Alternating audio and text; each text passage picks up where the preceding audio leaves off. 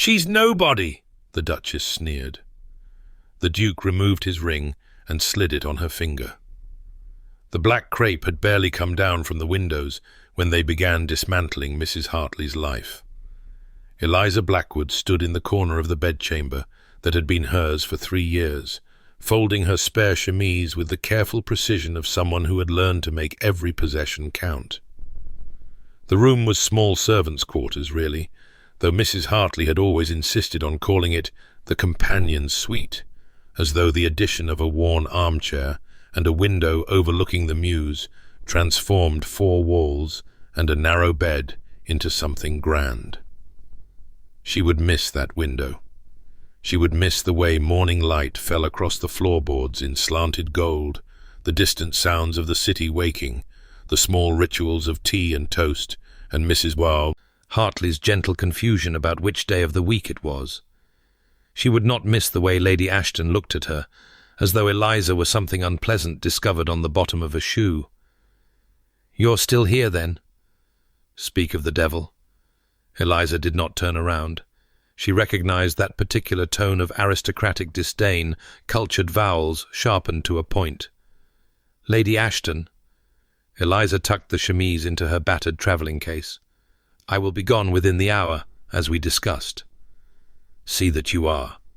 My husband's aunt may have tolerated your presence, but I find the idea of a stranger lingering in my house most disagreeable." "Your house?" Eliza pressed her lips together. Mrs. Hartley had lived in this townhouse for 43 years. She had raised her children here, buried her husband here, spent her final years here puttering among her memories while her mind grew soft and vague. And now it was Lady Ashton's house, and Mrs. Hartley's companion was nothing but a stranger to be swept out with the rest of the inconvenient dust. "I understand completely," Eliza said. "I shall trouble you no further." "See that you don't." Lady Ashton lingered in the doorway, her silk morning dress rustling with every shift of her weight. She was the sort of woman who never simply stood. She arranged herself, conscious always of how the light fell, how an observer might frame her. "I have written you a reference, as agreed. You'll find it on the hall table. I trust you will not presume upon our brief acquaintance in the future." "I would not dream of it." Something in Eliza's voice, some note of dryness perhaps, or the ghost of irony, made Lady Ashton's eyes narrow. But Eliza kept her face carefully blank, and after a moment the lady withdrew in a whisper of expensive fabric. Alone again, Eliza allowed herself one slow breath, then another. She had learned long ago that anger was a luxury she could not afford. Wounded pride even less so.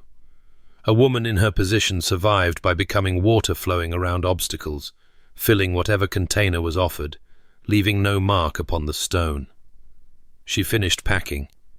It did not take long. 3 dresses, all serviceable wool or cotton in shades of grey and brown. 2 pairs of stockings, carefully darned. A shawl that had belonged to her mother before her mother's eyes grew too weak for the fine embroidery she loved. A small leather case containing her father's spectacles, his prayer book, and a lock of her baby brother's hair, the brother who had lived only 3 days, whose grave she had not seen in 5 years. And 1 book of poetry, its spine cracked from reading and rereading. Wordsworth, her father's favourite. "The world is too much with us," she murmured, tucking it carefully between the folds of her winter dress. "Late and soon, getting and spending, we lay waste our powers." She had no powers left to waste, only the careful husbanding of what remained. The reference, as promised, waited on the hall table. Eliza picked it up without reading it. She knew what it would say. Something adequate and damning in its adequacy. Miss Blackwood performed her duties satisfactorily. She is honest and capable. She may be recommended for similar positions. No warmth, no praise. Nothing that might suggest Eliza was anything more than functional. Well, functional would have to do. The servants gathered in the kitchen to see her off. Not because Lady Ashton had permitted it, she was occupied with more important matters upstairs, but because they had spent 3 years sharing cramped quarters and cold mornings and the unspoken solidarity of those who served. "You'll write, won't you?" Martha, the downstairs maid, pressed a wrapped bundle into Eliza's hands. "There's bread and cheese enough for the journey, and a bit of ham Cook was going to throw out anyway." "She was not going to throw it out," Eliza said gently. "I saw her set it aside this morning." Martha's cheeks reddened. "Well, you'll need your strength. London's no place for a lady alone." A lady. How strange to be called that.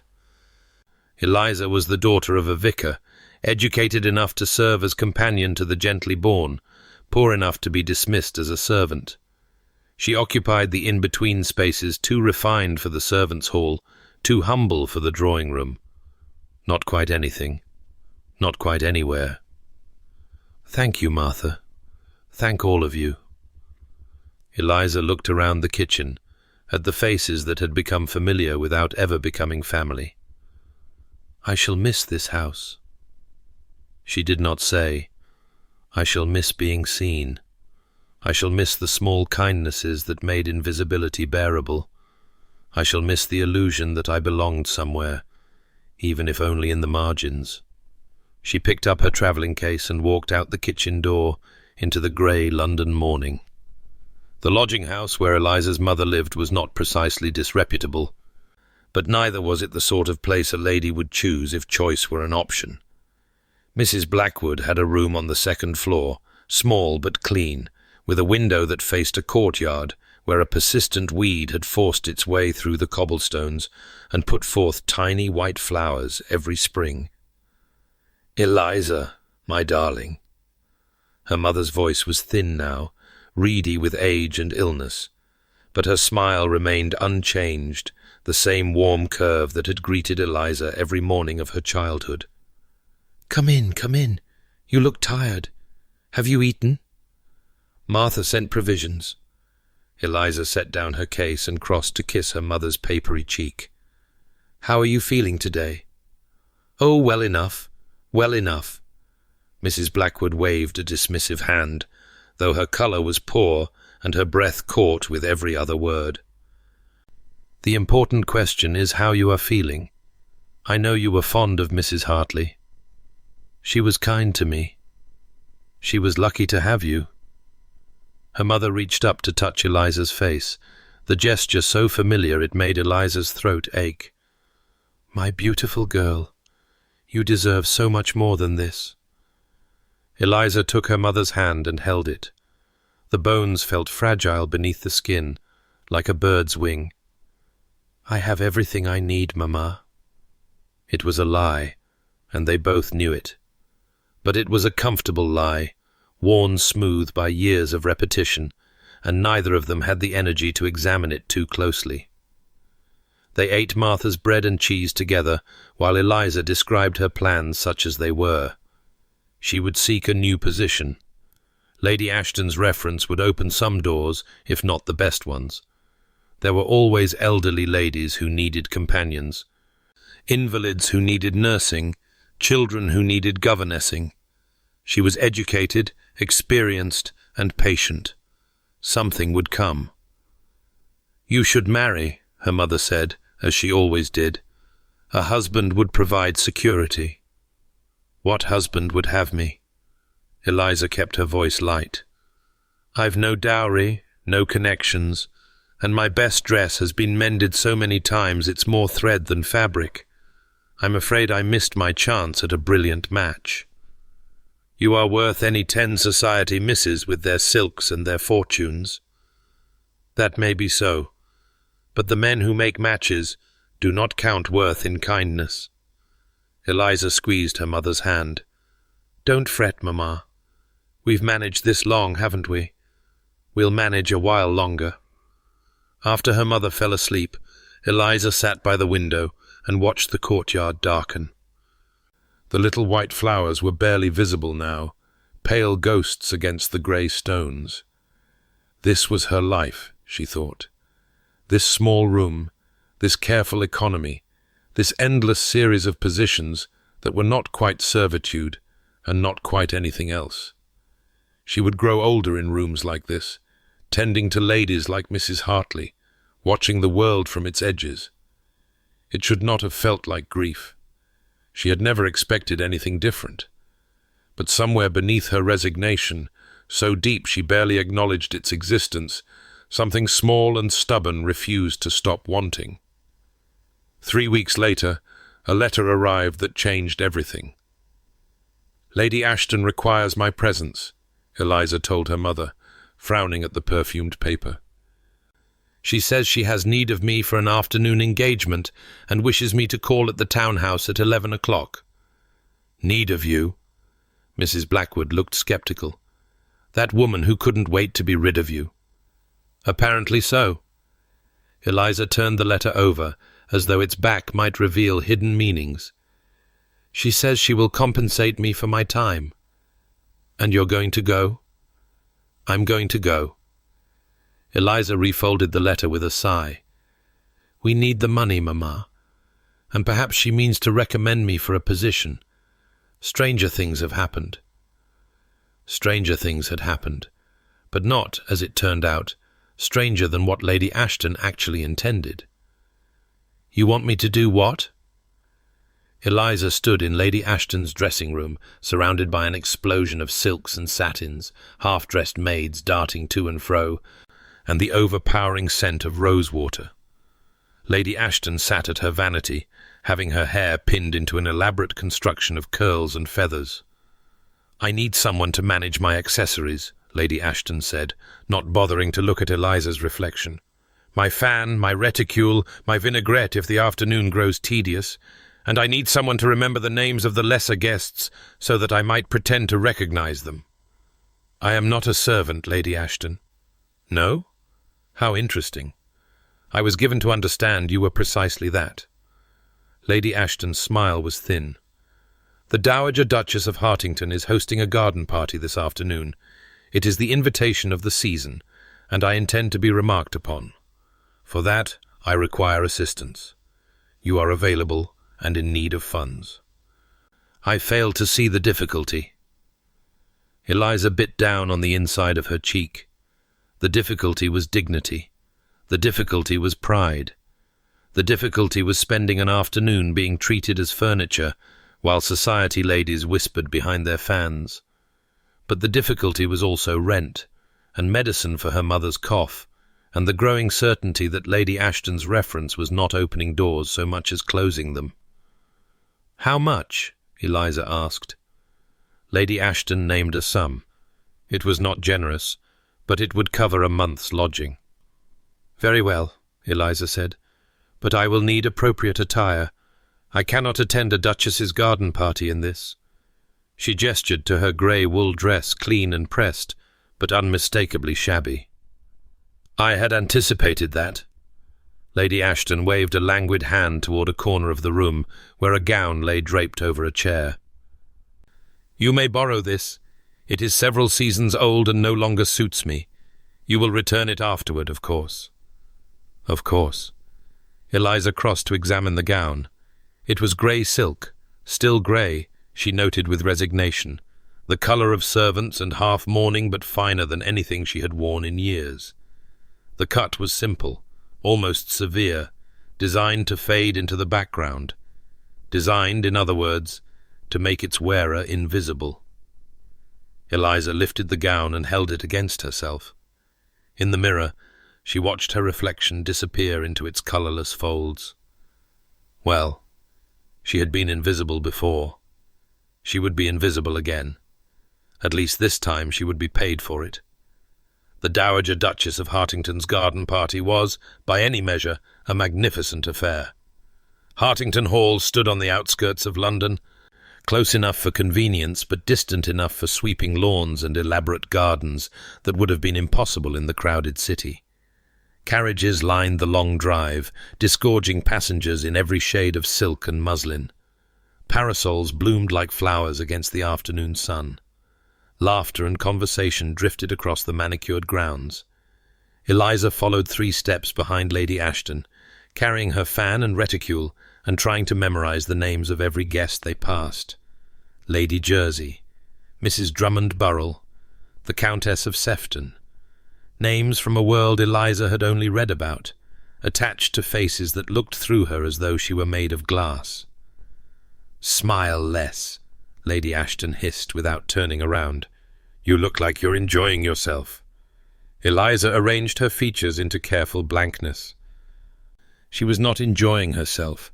She was cataloguing details, the architecture of the hall, the varieties of roses in the garden, the way the quality arranged themselves in elaborate patterns of precedence and snobbery, as though she might be quizzed on them later. It was a habit from her years of reading. Observe everything, record everything, build a library of experience in her mind against the poverty of her actual life. The Dowager Duchess herself held court near a marble fountain, surrounded by fluttering attendants. She was perhaps 50, handsome rather than beautiful, with sharp eyes and the kind of rigid posture that spoke of whalebone corsets and iron will. Her gown was lavender silk, unsubtly expensive, and she wore enough diamonds to ransom a small country. Lady Ashton. The Dowager's smile did not reach her eyes. "How delightful that you could attend." "Your Grace, the delight is entirely mine."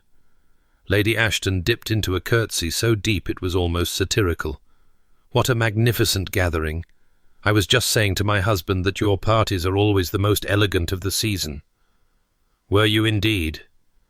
The Dowager's gaze drifted over Lady Ashton's shoulder, noted Eliza's grey-clad presence, and dismissed it without interest.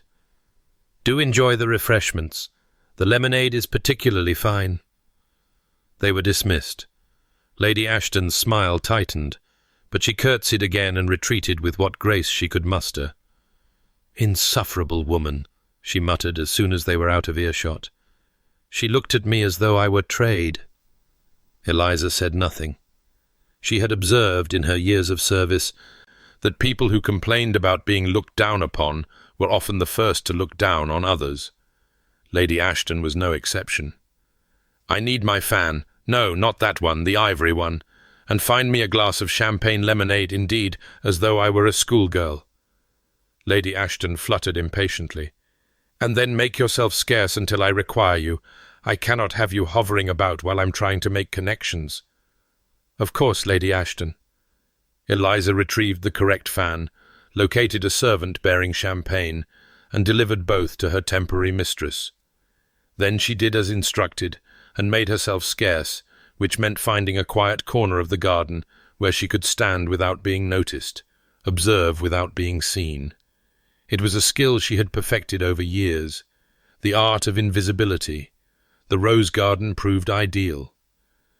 Tucked behind a yew hedge, it offered a stone bench, a riot of red and pink blooms, and a view of the main party without being visible from it. Eliza settled onto the bench, arranged her skirts, and allowed herself a moment of simple pleasure. The roses were glorious. She had always loved flowers. Her father's vicarage had boasted a small garden, lovingly tended, full of hollyhocks and lavender, and the roses her mother had planted the year they were married. These were finer specimens by far, bred for perfection, but they stirred the same memories. She was contemplating a particularly magnificent crimson bloom when she heard the crying.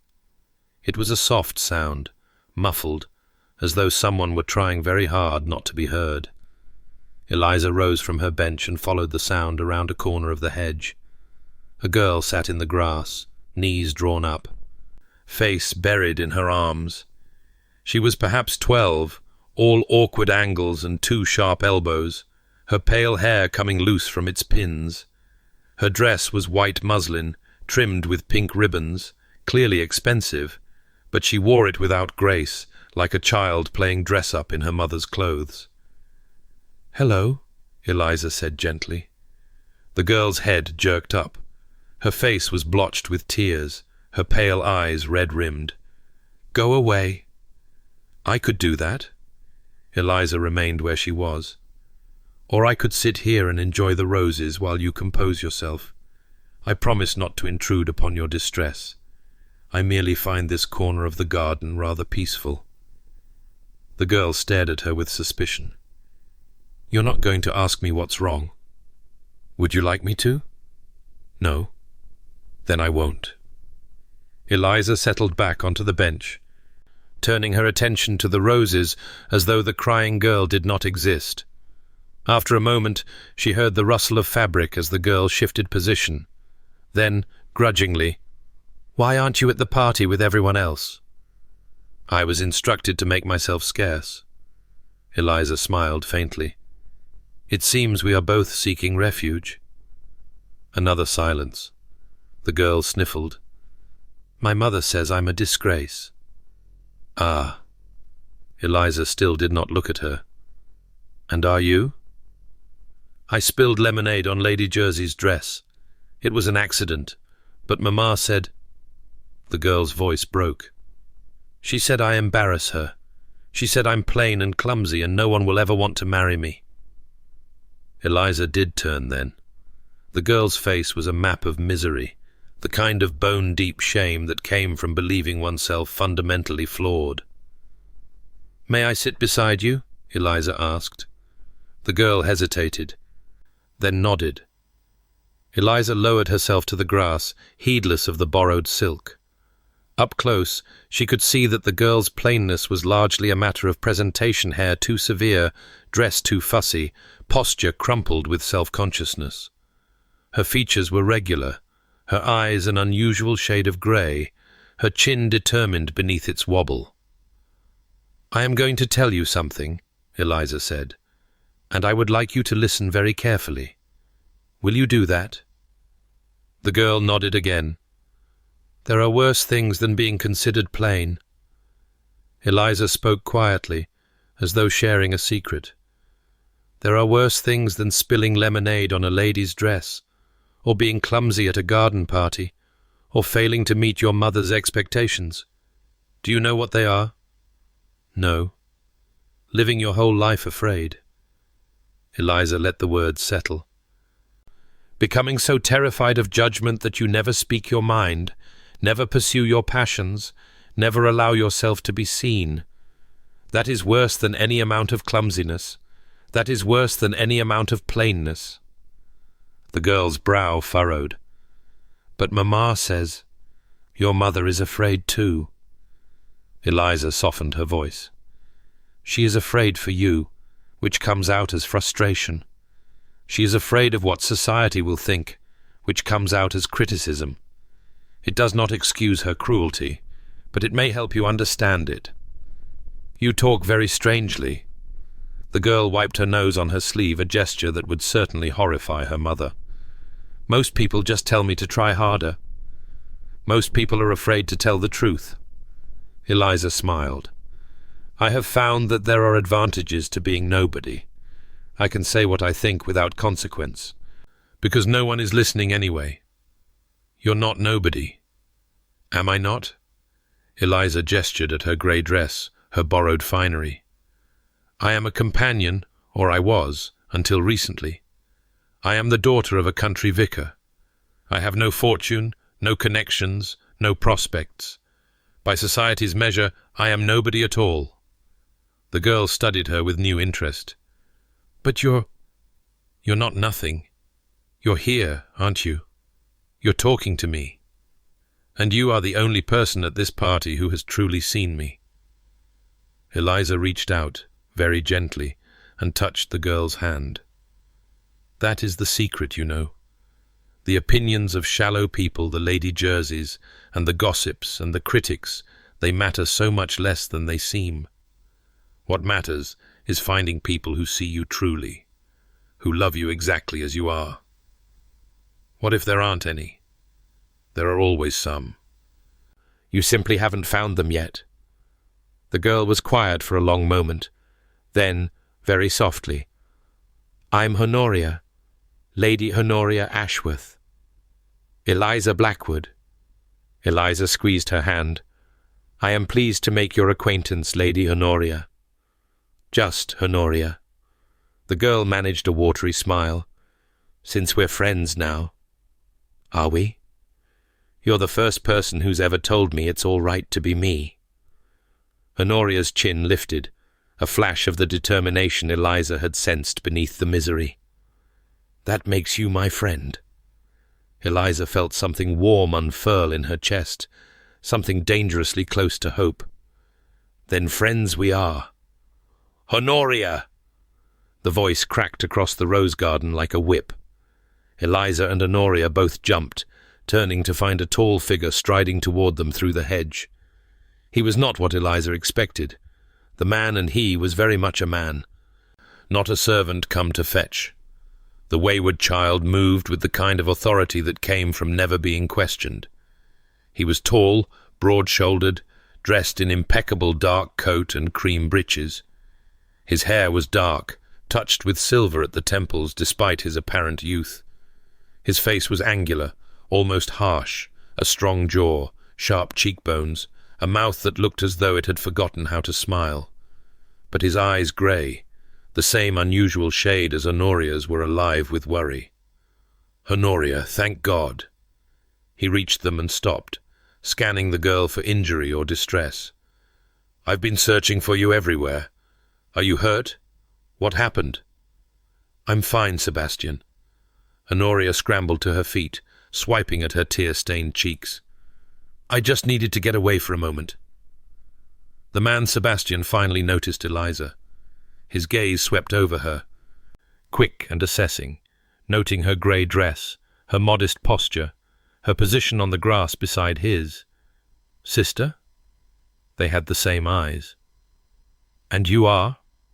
Eliza rose, brushing grass from her borrowed silk with as much dignity as she could muster.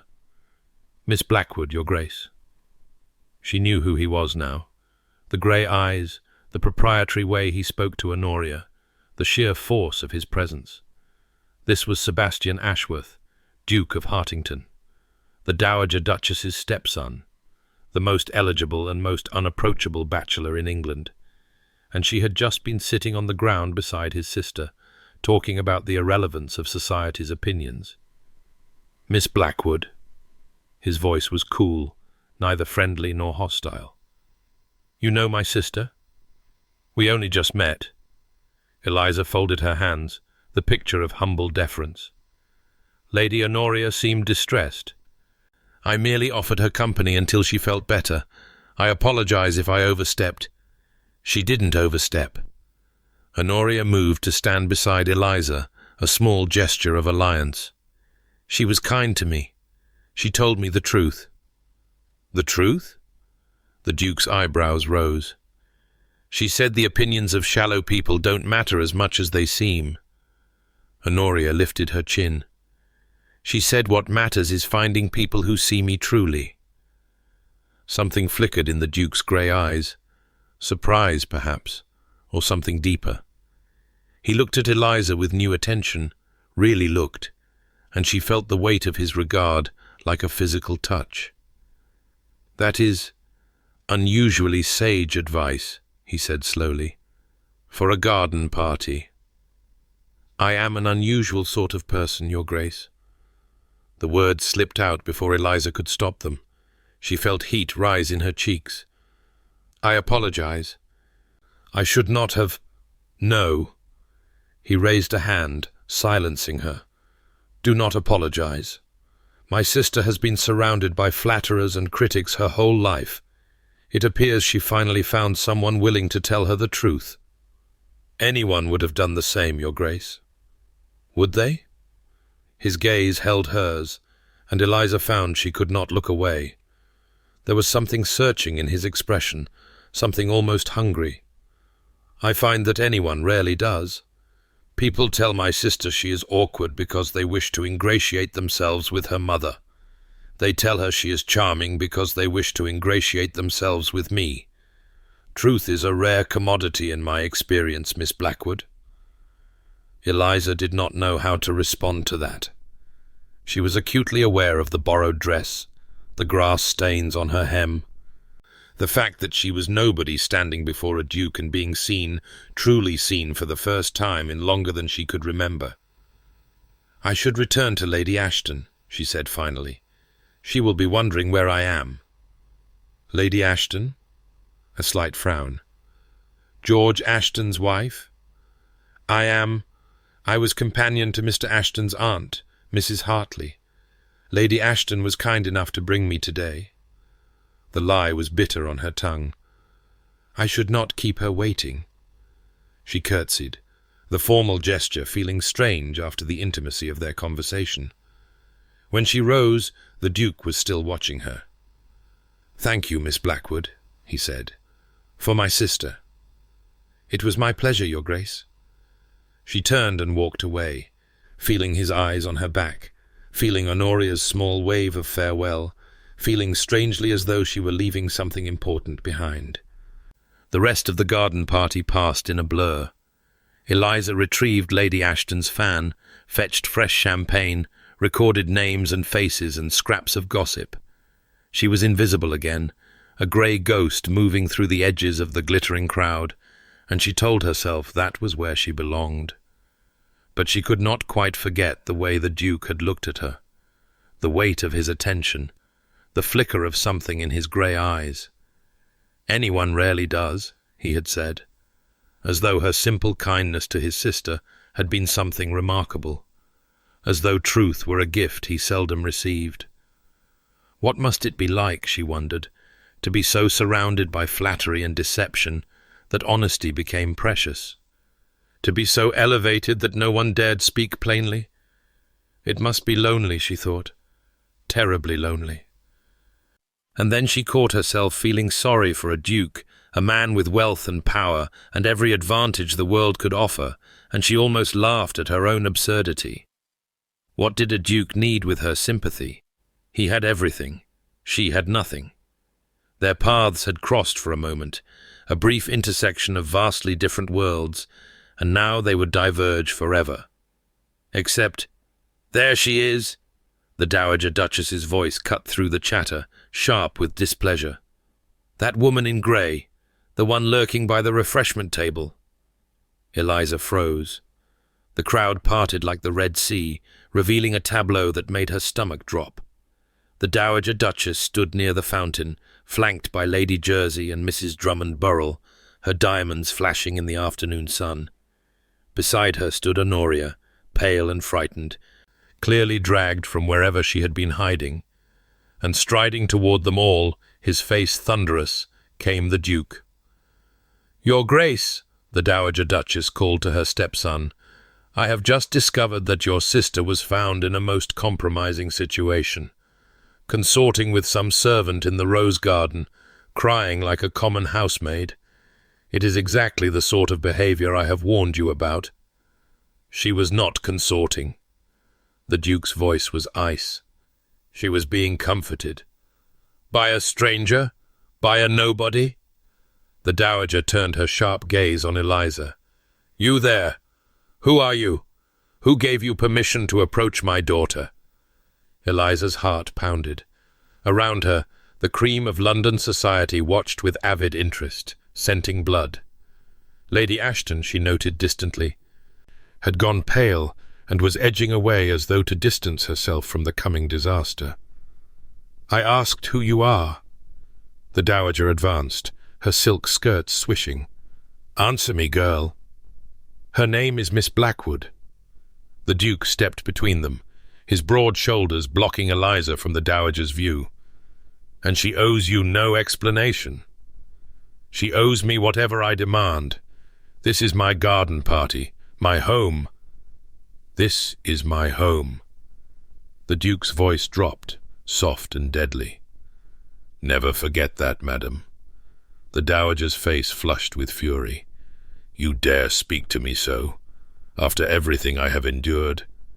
You have endured nothing that you did not invite upon yourself." He turned slightly, his gaze finding Eliza behind him. "Miss Blackwood, you have my apologies for this display." Eliza opened her mouth to respond, to apologize, to excuse herself, to fade back into invisibility where she belonged. But before she could speak, Lady Ashton pushed forward. "Your Grace, I must explain this woman is in my employ, only for the day. She is no one of consequence. She's nobody." She's nobody, the dowager echoed, seizing on the phrase with visible relief. A temporary servant, clearly overstepping her bounds. I shall have her removed at once. She's nobody. Lady Ashton nodded vigorously. Truly nobody at all. The Duke went very still. Eliza watched it happen, the shift in his expression, the tightening of his jaw, the flicker of something hot and reckless in his grey eyes. She had seen that look on men before, in the moment before they did something they could not take back. "Sebastian," she said softly, without thinking, using his Christian name as though she had the right. "You don't have to." He turned to face her fully. The crowd fell silent. Even the birds seemed to hold their breath. "Miss Blackwood," his voice carried across the garden, clear and deliberate, "would you do me the very great honor of becoming my wife?" The world stopped. Eliza heard gasps, whispers, the dowager's outraged sputter.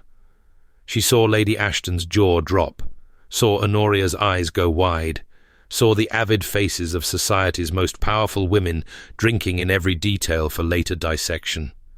She saw none of it. All she saw was the Duke Sebastian reaching for her hand. His fingers were warm and sure as they wrapped around hers, lifting her hand between them. "You." She could not find words. "Your Grace, you cannot." "I can." He held her gaze, and in his eyes she saw something that looked almost like pleading. "I am tired, Miss Blackwood." Tired of sycophants and liars and people who tell me what they think I wish to hear. You told my sister the truth. You showed her kindness when no one else bothered. That is worth more to me than fortune or connection. But I am nobody. His smile was sharp, almost fierce. I think not.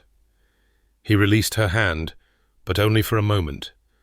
She watched, frozen, as he reached up and touched the ring on his own hand, a heavy signet, gold and onyx, clearly old and clearly precious. He worked it free from his finger. "This ring belonged to my father," he said, still holding her gaze. "He gave it to me when I was 22 years old, the day I became Duke, and he told me to give it to the woman I chose to spend my life with. Not the woman society chose, not the woman my stepmother approved, the woman I chose." The ring glinted in the sunlight. Around them, the garden had gone utterly silent. "I choose you, Miss Blackwood." He took her hand again, turned it palm up. "If you will have me." Eliza could not breathe, could not think, could not do anything but stare at the ring in his fingers, the ring that represented everything she had never dared to want. She should refuse. Every rational thought in her head screamed at her to refuse. This was madness. This was scandal. This was a duke acting on impulse, making a decision he would regret by morning. But he was looking at her, truly looking, seeing her, and she had spent so long being invisible. "Yes," she heard herself whisper. Sebastian Ashworth, Duke of Hartington, slid his ring onto her finger. It was too large, made for a man's hand, not hers, but it was warm from his skin and heavy with the weight of centuries. "No!" The dowager's shriek shattered the spell. "I forbid this. I absolutely forbid." "You forbid nothing." The Duke did not look away from Eliza's face. "I am the head of this family. My decisions are my own." Finally, he turned to the crowd, his arm sliding around Eliza's waist in a gesture of unmistakable possession. "Ladies and gentlemen, may I present Miss Eliza Blackwood, my future wife, the next Duchess of Hartington." Silence. Then, from somewhere in the crowd, someone began to clap. Others followed, hesitantly at first, then with growing enthusiasm. Whatever they truly thought, and Eliza had no illusions about what they truly thought, society knew how to recognize power. The Duke of Hartington had made his choice. They would follow his lead, or they would make an enemy of the most powerful man in England. Through the thunder of applause, Eliza felt the Duke's arm tighten around her waist. She looked up at him and found his grey eyes waiting. "Well, Miss Blackwood," he murmured, for her ears alone, "it seems we have created quite the scandal." "It seems we have," she managed. "Your Grace, I don't understand. Why would you—" "Sebastian." His smile softened. "If we are to be married, you should call me Sebastian."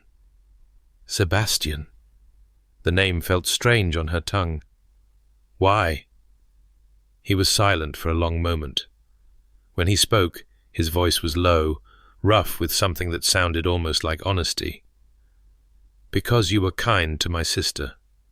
Because you told the truth. Because when you looked at me, you saw a man, not a title." He shook his head slightly. "I have spent 9 years surrounded by people who want something from me. You wanted nothing. That is rare." "I am nobody," Eliza said. "Everybody keeps saying so. Everybody is wrong." His hand covered hers, the one wearing his ring. "You are not nobody, Miss Blackwood. You are exactly what I have been looking for." Eliza looked down at their joined hands, at the ring that glinted gold against her skin. She thought of her mother in her cramped lodging-house, her future of endless grey servitude, the cage of low expectations she had built around herself so carefully. She thought of hope, that stubborn, dangerous thing she had tried so hard to kill, and she felt her fingers close around the ring, holding it tight against her palm. She did not want to give it back. God help her, she did not want to give it back. The carriage ride to Hartington Hall passed in silence. Eliza sat across from the Duke Sebastian, she reminded herself, though the name still felt foreign on her tongue, and tried to make sense of the last hour. The garden party had dissolved into chaos after his announcement. The Dowager had retreated in visible fury. Lady Ashton had disappeared entirely, and Honoria had thrown herself into Eliza's arms with a force that nearly knocked them both to the ground. "You're going to be my sister," the girl had whispered, fierce and joyful. "My real sister." Now Honoria dozed against Sebastian's shoulder, exhausted by the day's emotional upheaval, while the English countryside rolled past the carriage windows in a blur of green and gold. The afternoon sun slanted through the glass, catching the ring on Eliza's finger and throwing small sparks of light across the velvet seats. She should say something. She should ask questions, demand explanations, insist on understanding what had just happened to her life. But every time she opened her mouth, the words died in her throat. What does one say to a duke who has just upended everything? "You're very quiet." Sebastian's voice was low, careful not to wake his sister. "I imagine you have questions." "I have nothing but questions, Your Grace." "Sebastian. Sebastian." She folded her hands in her lap, feeling the unfamiliar weight of the ring. "I confess I do not know where to begin." "Begin with whatever troubles you most." Eliza considered this. There were so many things that troubled her, the suddenness of it all, the impossibility, the whispers that would follow her for the rest of her life. But one question rose above the others, demanding an answer. "Why me?" She met his eyes, grey to grey in the carriage's dim interior. "Truly, Sebastian, not the pretty speech you gave for society's benefit. Why would you bind yourself to a woman you met an hour ago? A woman with nothing to offer?" He was silent for a long moment, his gaze dropping to his sleeping sister. When he spoke, his voice was rough.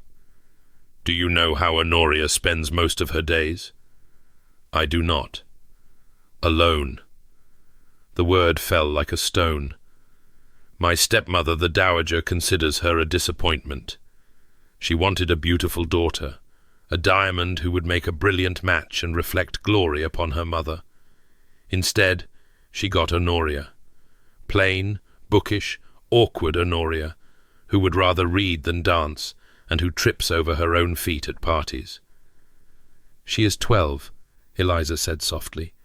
She will grow into herself. I know that. You know that. But my stepmother sees only what Honoria is not, and she makes certain Honoria knows it every day. Sebastian's jaw tightened. I have tried to shield her.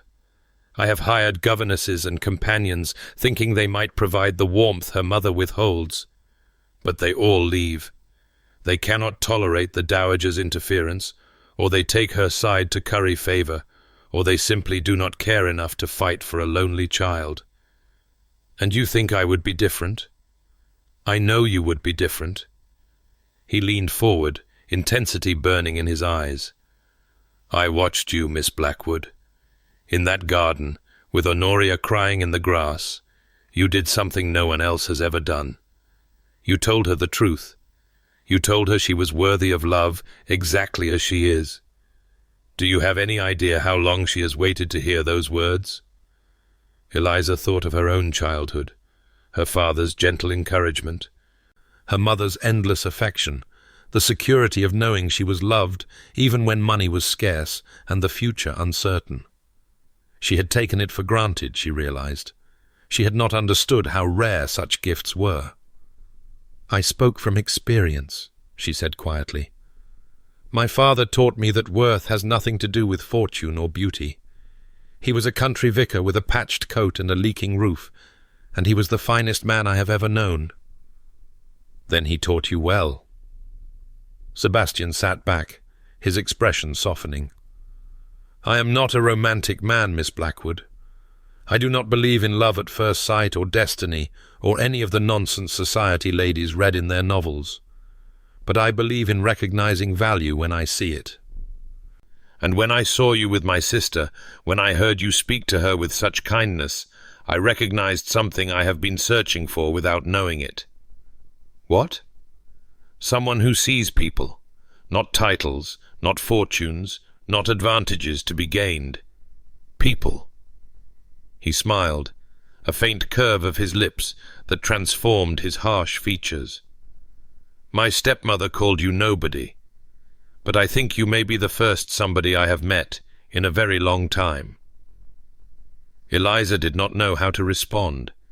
She felt exposed, laid bare by his words, uncertain whether to be flattered or frightened by the weight of his expectations.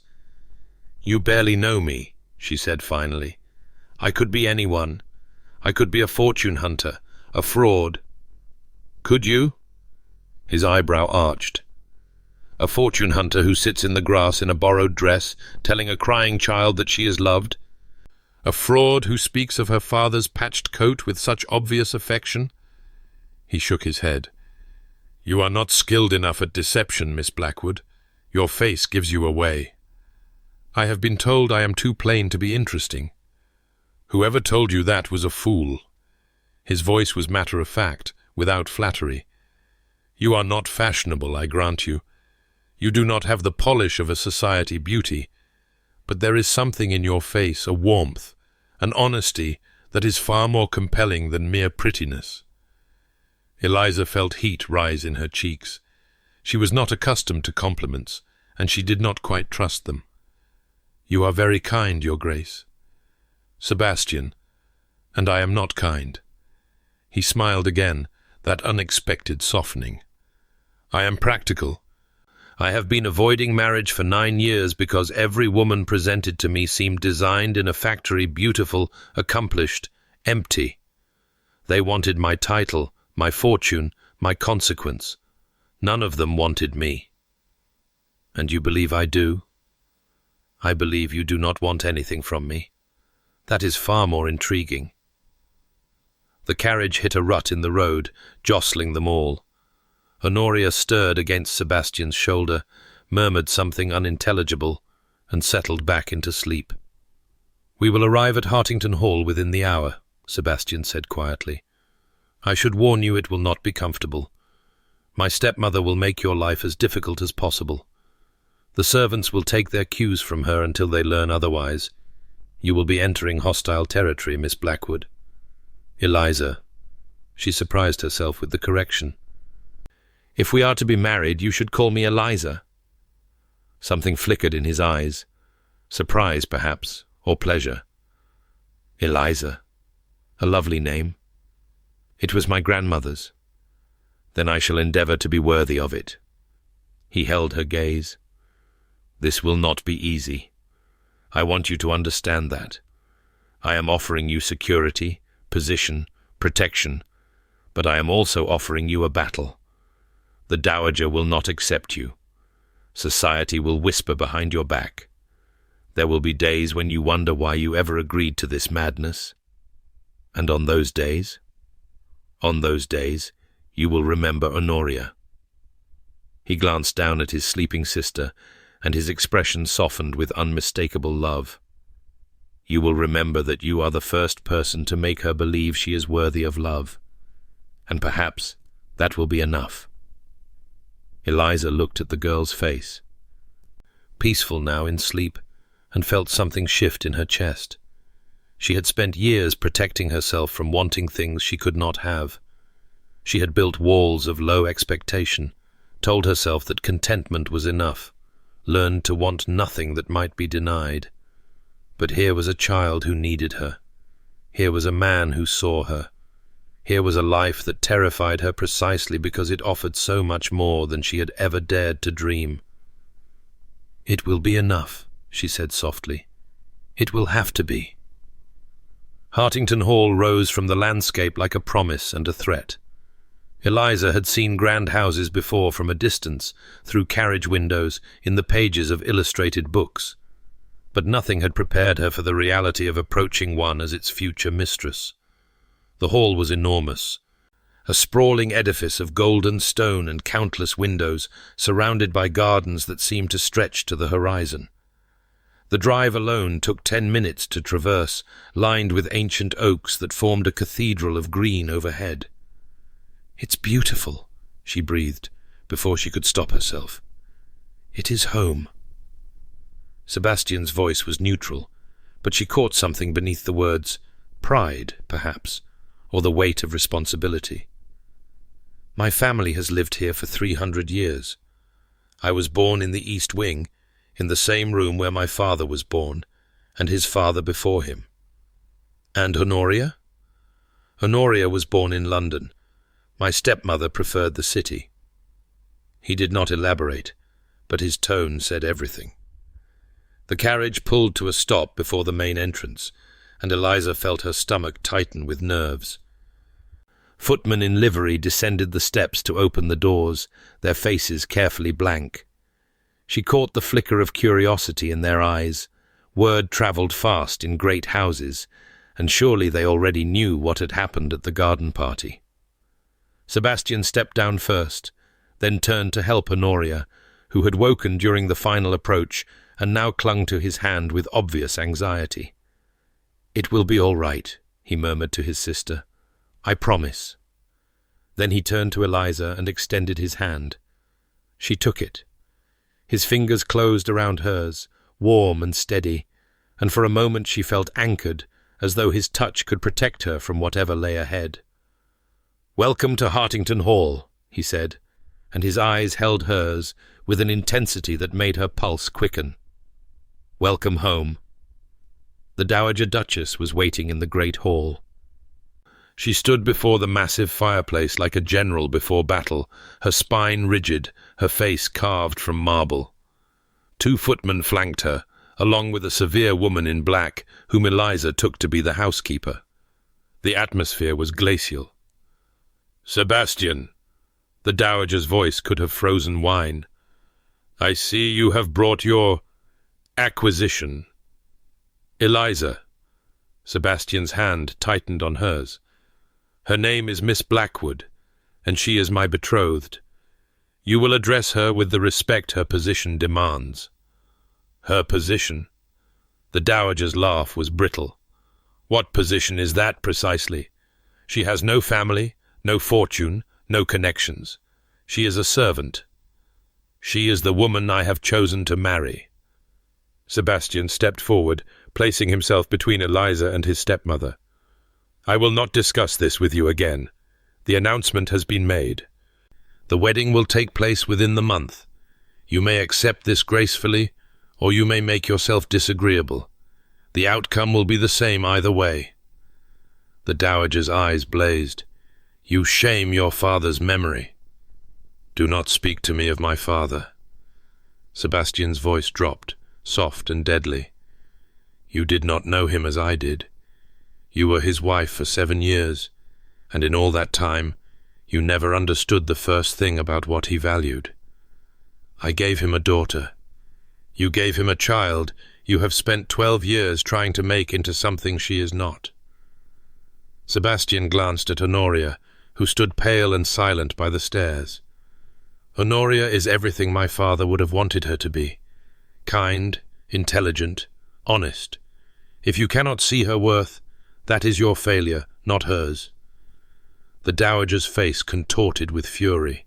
For a moment, Eliza thought she might scream, or weep, or do something dramatic enough to match the Gothic proportions of the hall, but instead she drew herself up with icy dignity. "Very well, you have made your choice." Her gaze swept over Eliza, dismissive and contemptuous. "But do not expect me to play nursemaid to your little nobody. She will sink or swim on her own merits, and I suspect she will sink." She swept past them, her black skirts rustling, and disappeared up the grand staircase without another word. The housekeeper, Mrs. Phelps, Eliza would later learn, stepped forward with a curtsy so stiff it could have been carved from wood. "Your Grace, shall I show Miss Blackwood to her rooms?" "You shall." Sebastian's voice was clipped. "And Mrs. Phelps? Miss Blackwood is to be treated as the mistress of this house. Any servant who fails to accord her proper respect will answer to me personally. Is that understood?" "Yes, Your Grace." "Good." He turned to Eliza, and his expression softened. "I apologize for the welcome. It will improve." "Will it?" "It will." He raised her hand to his lips, a gesture so unexpected that Eliza felt her breath catch. "I promise you that, Eliza. Whatever battles we must fight, we will fight them together." He released her hand and strode away, Honoria trailing behind him, leaving Eliza alone with the glacial housekeeper and the staring footman. "This way, miss," Mrs. Phelps said, her tone making clear that she did not approve of any of this. "Your rooms are in the east wing." Eliza followed, her borrowed grey silk rustling with every step, and wondered what on earth she had gotten herself into. The rooms were beautiful. Whatever hostility Mrs. Phelps harboured, she could not diminish the loveliness of the chambers Eliza had been given.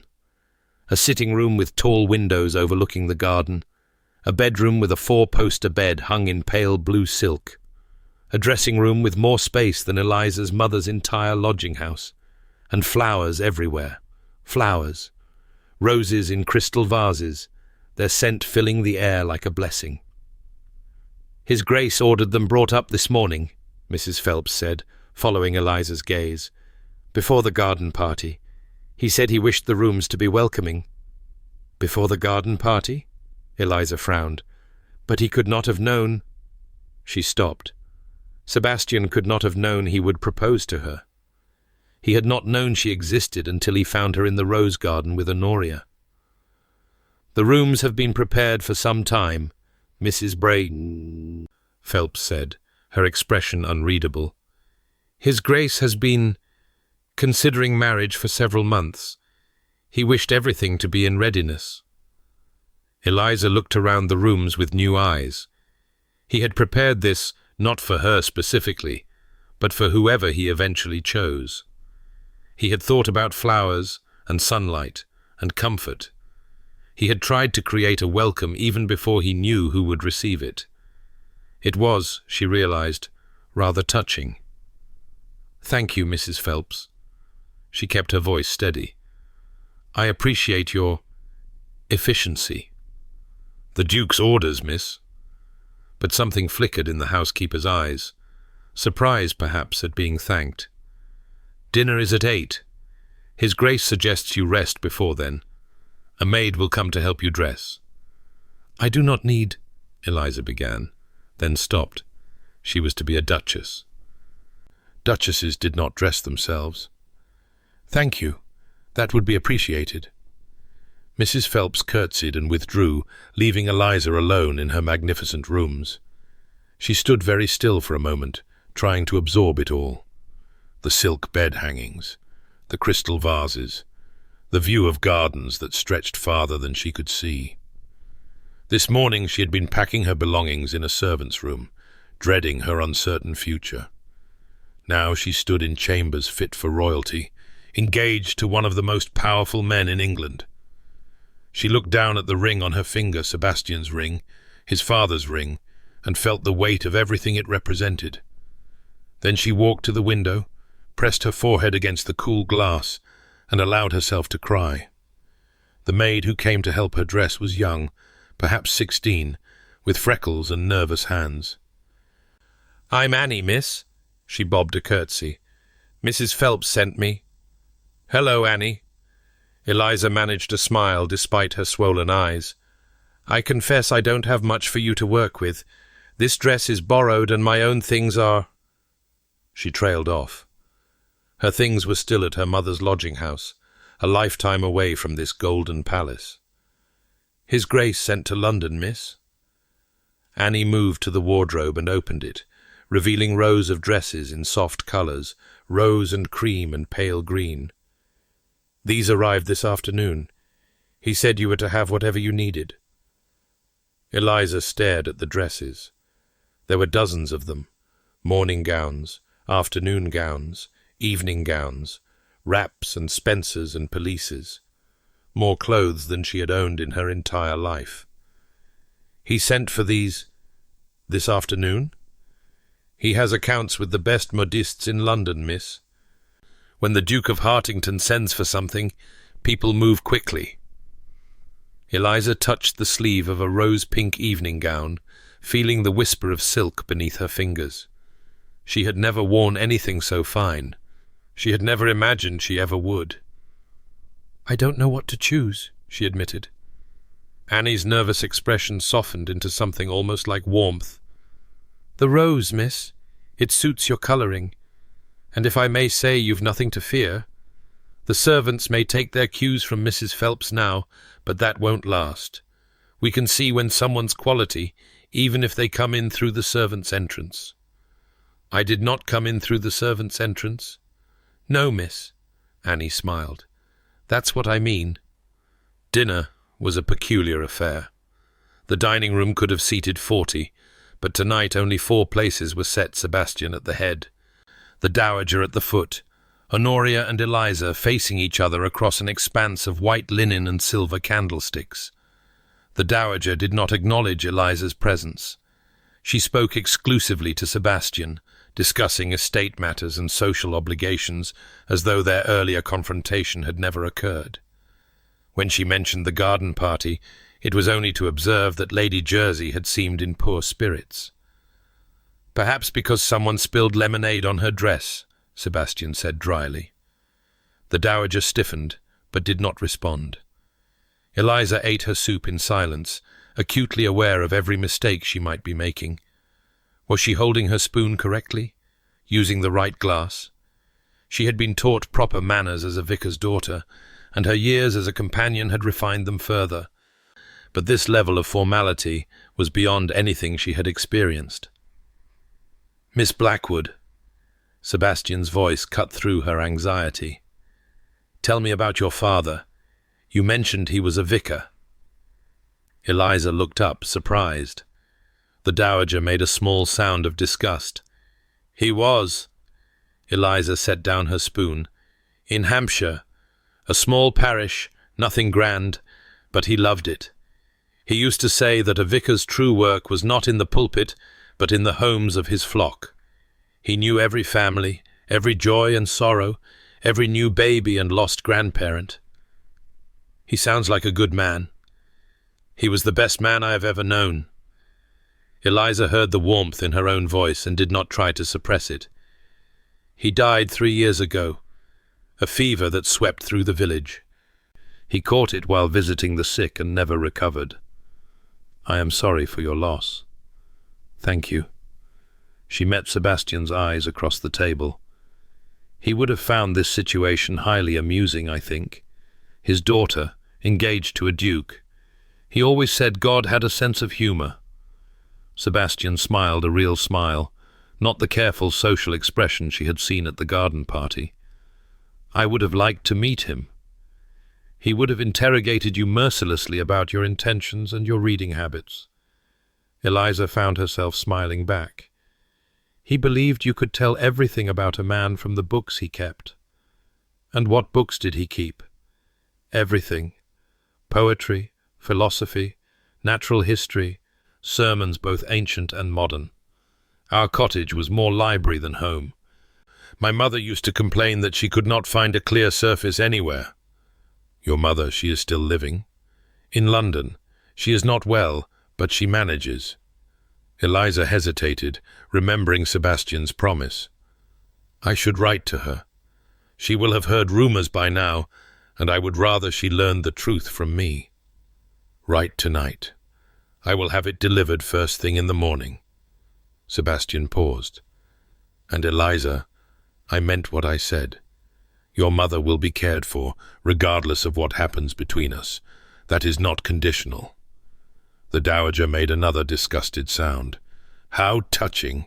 The Duke of Hartington, playing benefactor to every stray that crosses his path. Mother, Honoria said sharply, don't. Everyone turned to look at the girl. She had been silent throughout dinner, picking at her food. But now her pale eyes blazed with something that looked remarkably like courage. Don't speak of Eliza that way. She's been kinder to me in one day than you have in my whole life. The Dowager's face went white. How dare you? Enough! Sebastian's voice cut through the rising tension. This dinner is concluded. Honoria, you may be excused. Eliza, I believe you wish to write to your mother.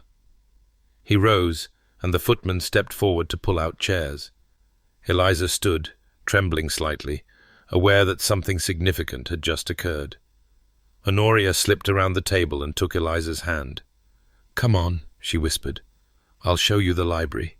It's the best room in the house.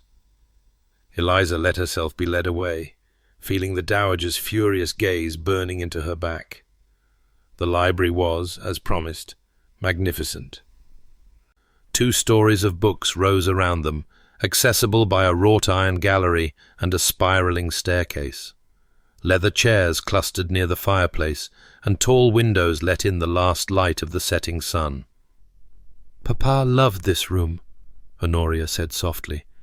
Sebastian does too. He comes here at night when he can't sleep. I've seen him, walking among the shelves, pulling down books and putting them back. You miss your father. I barely remember him. Honoria's voice was matter-of-fact, but Eliza heard the loss beneath it. He died when I was 5. Mamma tells me stories about him, but they're always about what he gave her jewels and gowns and her position as Duchess. She never talks about what he was like. What do you remember? Honoria was quiet for a moment. He smelled like tobacco and horses. He used to carry me on his shoulders and tell me I was his little queen. He laughed a lot, at least. I think he did. Sometimes I'm not sure if I remember him, or if I just remember wanting to remember him. Eliza squeezed her hand. That's a kind of remembering, too. Sebastian says I have his eyes. Honoria looked up at her, and Eliza saw the resemblance, the same unusual grey, sharp and clear. He says that when he looks at me, he sees Papa looking back. That must be a great comfort to him. I think it hurts him, actually. Honoria bit her lip. He loved Papa so much. And then Papa married Mamma and everything changed. Sebastian pretends he doesn't mind, but I know he does. He's been taking care of me since I was born, protecting me from Mamma's disappointment, and I don't think anyone has ever taken care of him. Eliza thought of Sebastian's careful reserve, the walls she sensed behind his eyes. She thought of what he had said in the carriage, that he had spent 9 years surrounded by people who wanted something from him, that he had never met anyone who wanted him.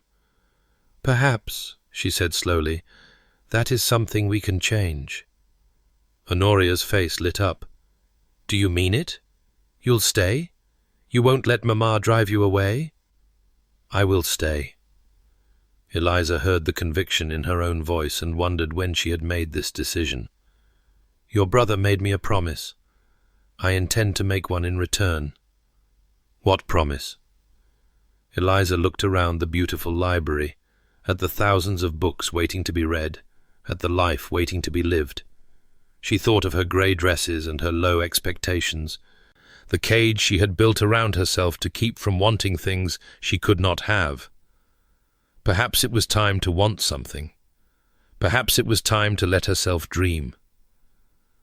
"I promise," she said, "to try." The night brought unexpected tenderness. Eliza had written to her mother a long letter full of reassurances and explanations, and the hope that she might visit soon, and given it to Annie to be sent. She had changed into a nightgown of fine cotton, softer than anything she had ever worn, and brushed out her hair by candlelight. She could not sleep. The room was too quiet, too grand, too full of shadows and possibilities. She lay in the enormous bed and stared at the canopy overhead and thought of everything that had happened since morning. Finally, restless, she rose and wrapped herself in a shawl and slipped out into the corridor. The house was silent at this hour, but not dark candles burned in sconces along the walls, casting pools of golden light. Eliza moved quietly, not certain where she was going, letting instinct guide her feet. She found herself at the library. The door was ajar, and firelight flickered within. She hesitated, suddenly uncertain. Honoria had said Sebastian came here at night when he couldn't sleep. Perhaps she should leave him to his solitude. But even as she thought it, his voice drifted through the gap. "You might as well come in, Eliza. I can see your shadow." She pushed open the door. He stood by the fire, a glass of something amber in his hand, still dressed in the evening clothes he had worn at dinner. His coat was discarded, his cravat loosened, his dark hair slightly dishevelled. He looked younger like this, more human. Less like a duke and more like a man. "I could not sleep," she said. "I apologize for disturbing you." "You are not disturbing me." He gestured to a chair by the fire. "Sit. Warm yourself. The house grows cold at night, even in summer." She sat, tucking her feet beneath her, and watched him pour a second glass from a decanter on the side table. "Brandy," he said, handing it to her. "For the nerves. I imagine you have had quite a day." "That is an understatement." She took a sip and felt warmth spread through her chest. "Your Grace." "Sebastian." "Sebastian." She met his eyes. "What happens now? You've announced our engagement, but I don't understand what you actually want from me. A marriage of convenience, you said. Separate lives under the same roof. But tonight at dinner, you asked about my father. You smiled at my stories. I was curious." He sat in the chair across from her, the firelight playing across his features. "Is that so strange? You are to be my wife. I wished to know something of who you are. But you don't actually want a wife. You want a shield, someone to deflect society's pressure, someone to be kind to your sister. Is that not enough?"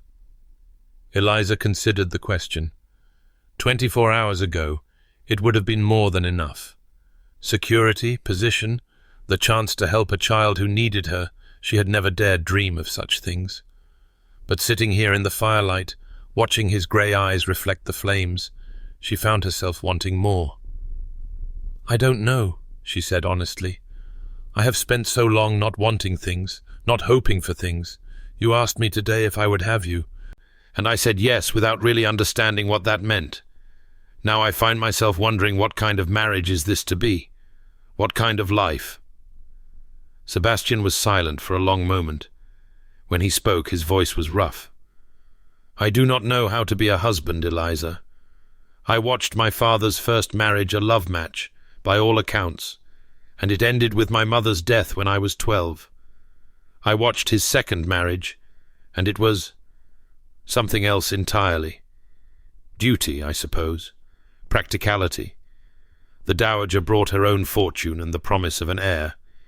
He never spoke of love with her. And you? What do you want? I want peace. He leaned forward, his elbows on his knees. I want a home that is not a battlefield. I want my sister to grow up knowing she is valued. I want... He stopped, shaking his head. I want things I have no right to ask for. Not from a woman I have known for mere hours. What things?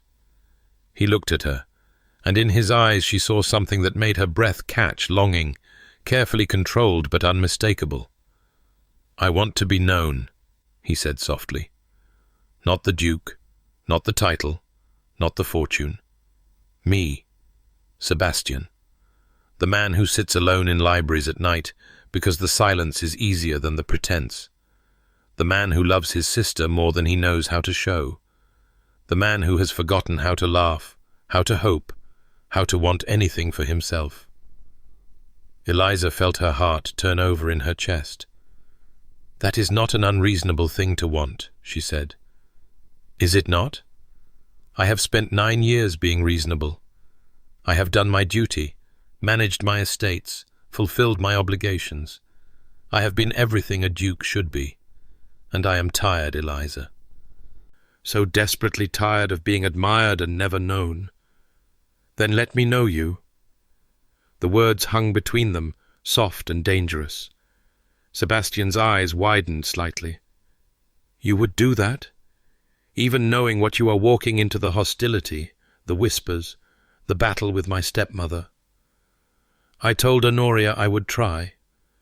Eliza set down her glass and leaned forward. But I cannot do it alone. If this is to work, if we are to build something real from this madness, you must try too. You must let me in, not just into your house, but into your life.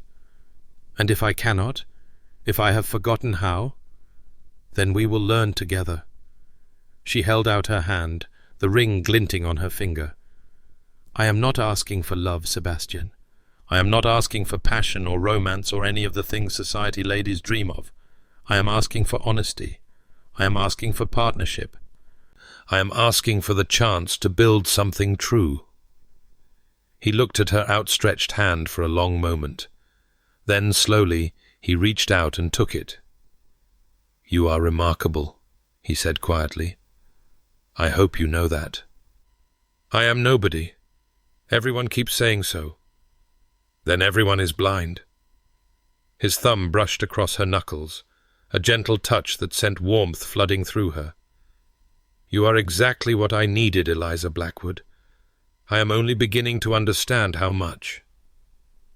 They sat like that for a time, hands joined, fire crackling, the great house silent around them. It was not love, not yet, not quite. But it was something. A beginning, a bridge.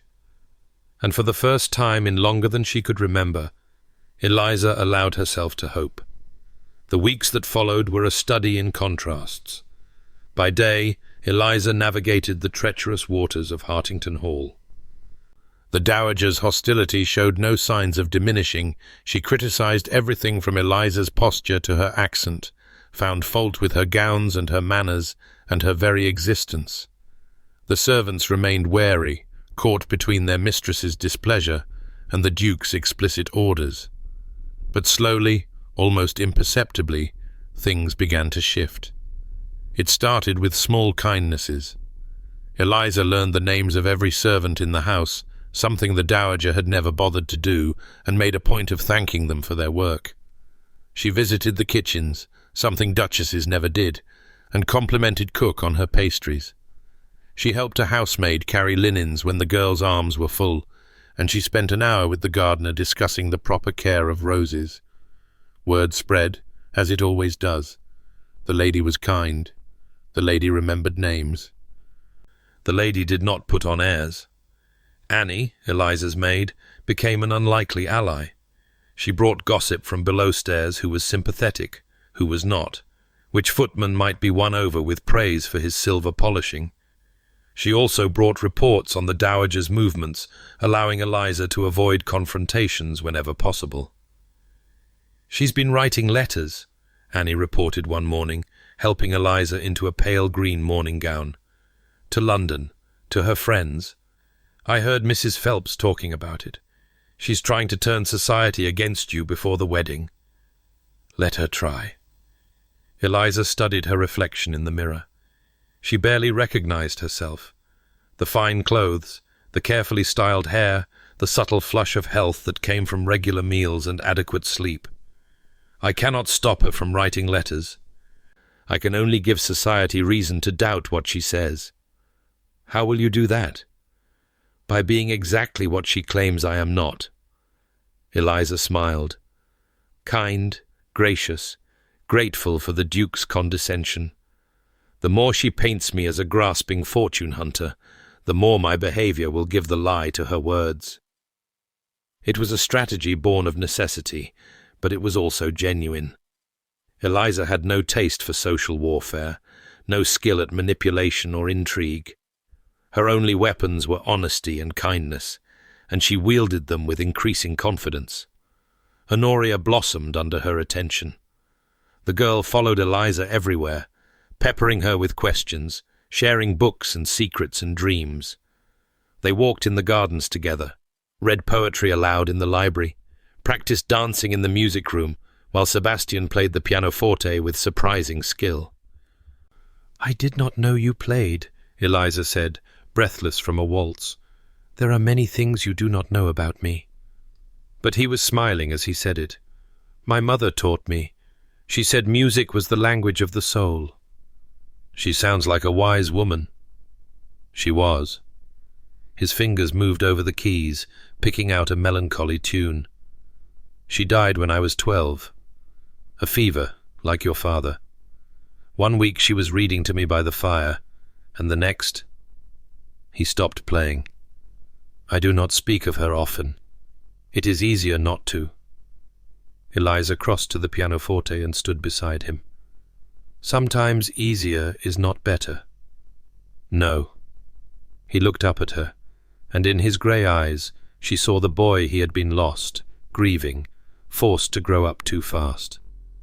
"No, it is not." She touched his shoulder, a brief contact, and felt him lean into her palm for just a moment. "Play something cheerful," she said. "Honoria wants to practice the cotillion." He played something cheerful, and if his eyes were brighter than usual, neither of them mentioned it. The first ball came 3 weeks after the engagement. Lady Salisbury was hosting a grand affair, and Sebastian insisted they attend. It would be their first public appearance as an engaged couple, and their behavior would set the tone for how society received Eliza. "The Dowager has been spreading rumors," Sebastian told her the night before, "that you trapped me into this engagement through some stratagem, that you seduced me, or blackmailed me, or ensnared me with feminine wiles." "Feminine wiles?" Eliza laughed despite herself. "I have never had a feminine wile in my life." "I am aware." His smile was dry. "That is precisely why the rumors are absurd. But society does not care about truth. It cares about entertainment. We must give them a different story." "What story?" "A love story." He took her hands in his. "Tomorrow night, I will look at you as though you are the only woman in the world. I will dance with you, speak with you, never leave your side. I will make it impossible for anyone to believe I was trapped into anything." Eliza's heart stuttered. "And I?" "You will be yourself." His thumbs brushed across her knuckles. "Kind, honest, warm. Everything the Dowager claims you are not. Let them see the woman I see, and they will understand why I chose you." "You make it sound simple." "It is simple." His eyes held hers. "I am not asking you to pretend anything. I am asking you to be Eliza Blackwood and let that be enough. She wanted to believe him. She wanted to believe that she could walk into a ballroom full of aristocrats and win them over with nothing but herself. But she had spent too many years invisible to trust that her mere presence could command attention. "What if it is not enough?" she whispered. "What if they look at me and see what the dowager sees, a nobody, a stray, a fortune hunter who does not belong? Then they are fools." He lifted her hands to his lips, kissing her knuckles one by one. "And I have never cared what fools think." The ballroom was a sea of silk and candlelight. Eliza stood at the top of the staircase, Sebastian's arm beneath her hand, and looked down at a world she had only ever observed from its margins. Hundreds of guests in their finest attire, the cream of London society, all turning to watch as they descended. She wore ivory silk, the finest gown Sebastian's modiste had produced. Her hair was dressed with pearls borrowed from the Hartington collection. Around her throat hung a simple gold locket, her mother's, the only jewelry she truly owned. "Breathe," Sebastian murmured, his lips near her ear. "They cannot harm you. You are with me." "They are staring." "Let them." His hand covered hers on his arm. "They are seeing their future Duchess. Let them look their fill." They descended together. Eliza kept her chin high, her shoulders straight, her face serene. Every lesson from her years as a companion came back to her: how to move through a room, how to acknowledge greetings, how to seem perfectly at ease when every nerve was screaming. Lady Salisbury met them at the bottom of the stairs. She was a formidable woman, widow of an earl, known for her sharp wit and sharper tongue. She would set the tone for how Eliza was received. "Your Grace," she curtsied to Sebastian, "and this must be Miss Blackwood. The entire ton is buzzing about your unusual courtship." "Lady Salisbury," Eliza curtsied deeply, "I am honoured to be here. Your home is magnificent." "It is, isn't it?" Lady Salisbury's eyes swept over her, assessing. "I knew your father, actually, the Reverend Blackwood. He married my cousin some 20 years ago." Eliza blinked. I did not know." "Why would you? It was a minor connection, of no consequence." But Lady Salisbury's expression had softened slightly. "He was a good man, kind, unassuming. When I heard your name, I wondered if you might be his daughter." "I am, my lady." "Then I hope you have inherited his goodness, Miss Blackwood." Lady Salisbury's gaze flicked to Sebastian, then back. "The Duke is not an easy man. He requires someone with patience and warmth. I hope you can provide both." "I shall certainly try, my lady." "Then welcome to society." Lady Salisbury offered a thin smile. "Do not let the vultures devour you. They always go for the eyes first." She swept away, leaving Eliza breathless. But the exchange had been observed, Lady Salisbury, speaking with the Duke's intended, not cutting her dead. Word would spread. Opinions would shift. The rest of the evening passed in a blur of introductions and observations. Eliza met earls and countesses, viscounts and baronesses, an endless parade of titles and faces. Some were kind, most were merely curious. A few were openly hostile friends of the dowager, no doubt. But Sebastian never left her side.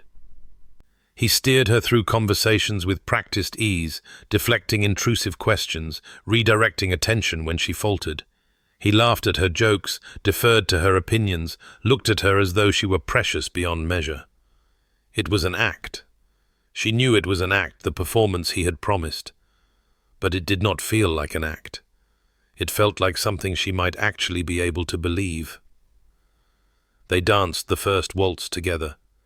His hand was warm at her waist, his grey eyes holding hers, and for 3 minutes Eliza forgot about society and rumours, and everything except the man before her. "You are doing beautifully," he murmured as they turned. "I am terrified." It does not show.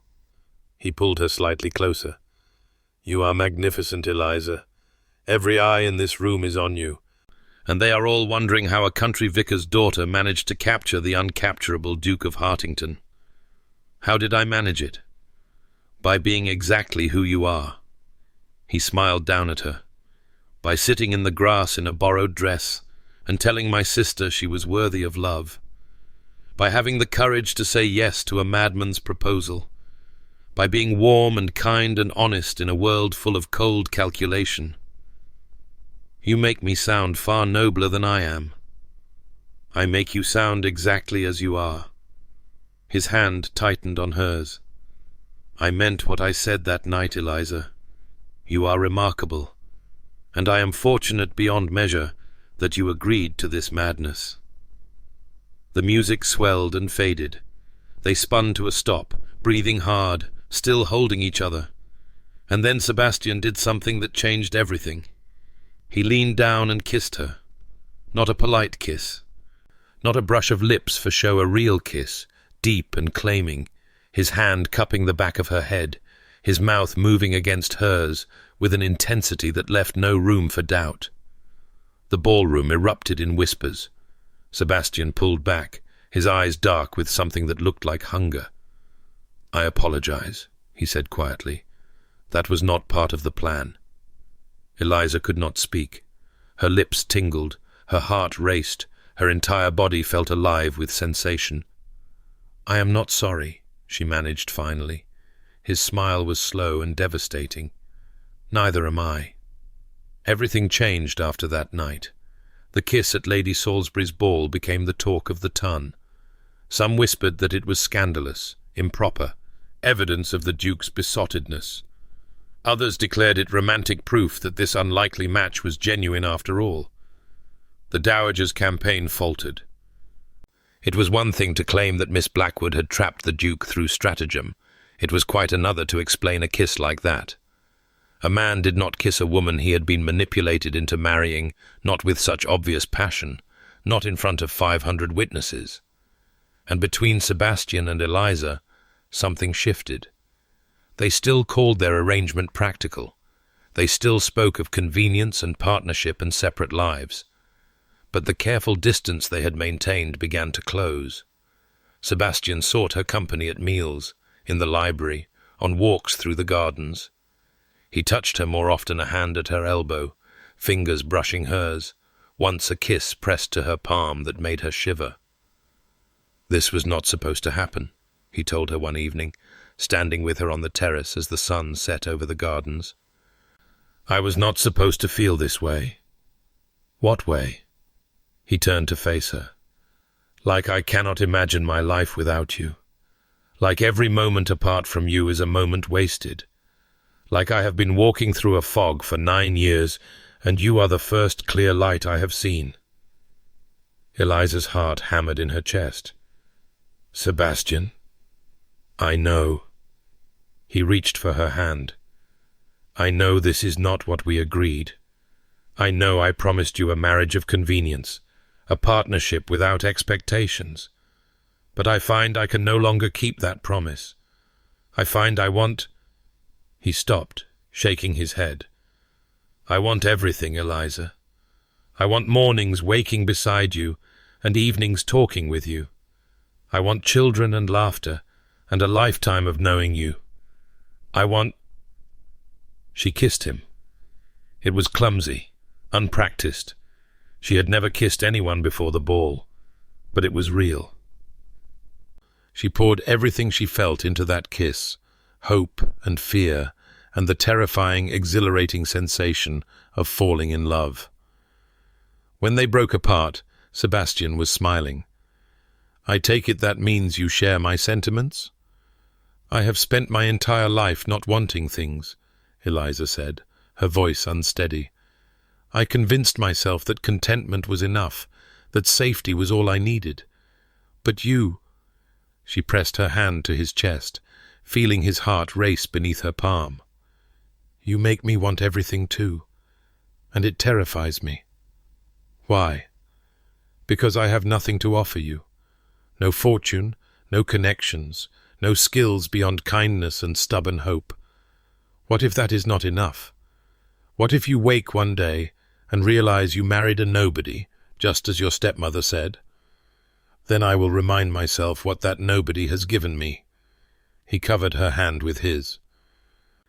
Peace, laughter, a sister who finally believes she is loved, a home that is no longer a battlefield. Eliza, you have transformed my life in a few short weeks. If that is not enough, then nothing ever will be. Eliza felt tears prick her eyes. I do not know how to be a duchess. You will learn. I do not know how to navigate society. You are already navigating it better than you think. I do not know. She broke off, struggling to articulate the fear that lurked beneath all the others. I do not know how to stop being afraid that this will all be taken away, that I will wake up and find myself back in that grey dress, invisible again, with nothing but memories of what I almost had. Sebastian pulled her into his arms and held her close. I cannot promise that nothing will ever hurt you, he said against her hair. I cannot promise that life will be easy or that society will ever fully accept you, but I can promise this. I will never let you be invisible again. I will never let you doubt your worth. I will spend every day of our lives reminding you that you are seen, that you are known, that you are loved. Loved? He pulled back enough to meet her eyes. Yes, loved. I love you, Eliza Blackwood. I did not expect to, and I certainly did not plan to, but there it is. I love you. She should have been frightened. She should have retreated behind her careful walls, reminded herself that love was a risk she could not afford to take. Instead, she smiled. I love you too. His answering smile was radiant. Then marry me. Properly, I mean. Not a convenient arrangement, a real marriage. A love match. We are already engaged. Then let me propose again. He dropped to one knee, right there on the terrace, and took her hand. Eliza Blackwood, will you do me the extraordinary honor of becoming my wife? Not for convenience, not for position, but because I love you, and cannot imagine my life without you. She laughed, actually laughed, joy bubbling up from somewhere deep inside. Yes, yes, I will marry you. I will marry you properly and truly, and with my whole heart. He rose and kissed her again, and this time there was no hesitation, no holding back. This time they kissed like two people who had finally found each other after a very long search. But happiness, Eliza was learning, could not last uninterrupted. 2 days later, the Dowager requested a private audience. Eliza went, despite Sebastian's objections. She had spent weeks avoiding direct confrontation, letting Sebastian fight her battles. But if she was to be Duchess of Hartington, she would have to face her adversary eventually. The Dowager received her in the blue sitting room, the finest in the house, decorated with priceless art and silk wallpaper. She sat in a gilded chair like a queen on her throne, her face composed in icy disdain. "Miss Blackwood, do sit down." Eliza sat, folding her hands in her lap. "You wish to see me, Your Grace?" "I wish to offer you a warning." The Dowager's voice was pleasant, almost gentle. "You have won this round. I acknowledge that. Sebastian is besotted with you. The Ton is charmed by your humble origins. Even my daughter has been seduced by your pretense of kindness." "It is not a pretense. Is it not?" The Dowager smiled thinly. "We shall see. But that is not why I asked to see you. I asked to see you because I want you to understand something about your position." "My position?" "You have no family, Miss Blackwood, no connections. Your mother is ill, your father dead. Your references impeccable but ultimately irrelevant." The Dowager leaned forward. "You are entirely dependent on Sebastian's goodwill. If he tires of you, if he realizes what a mistake he has made, you will have nothing.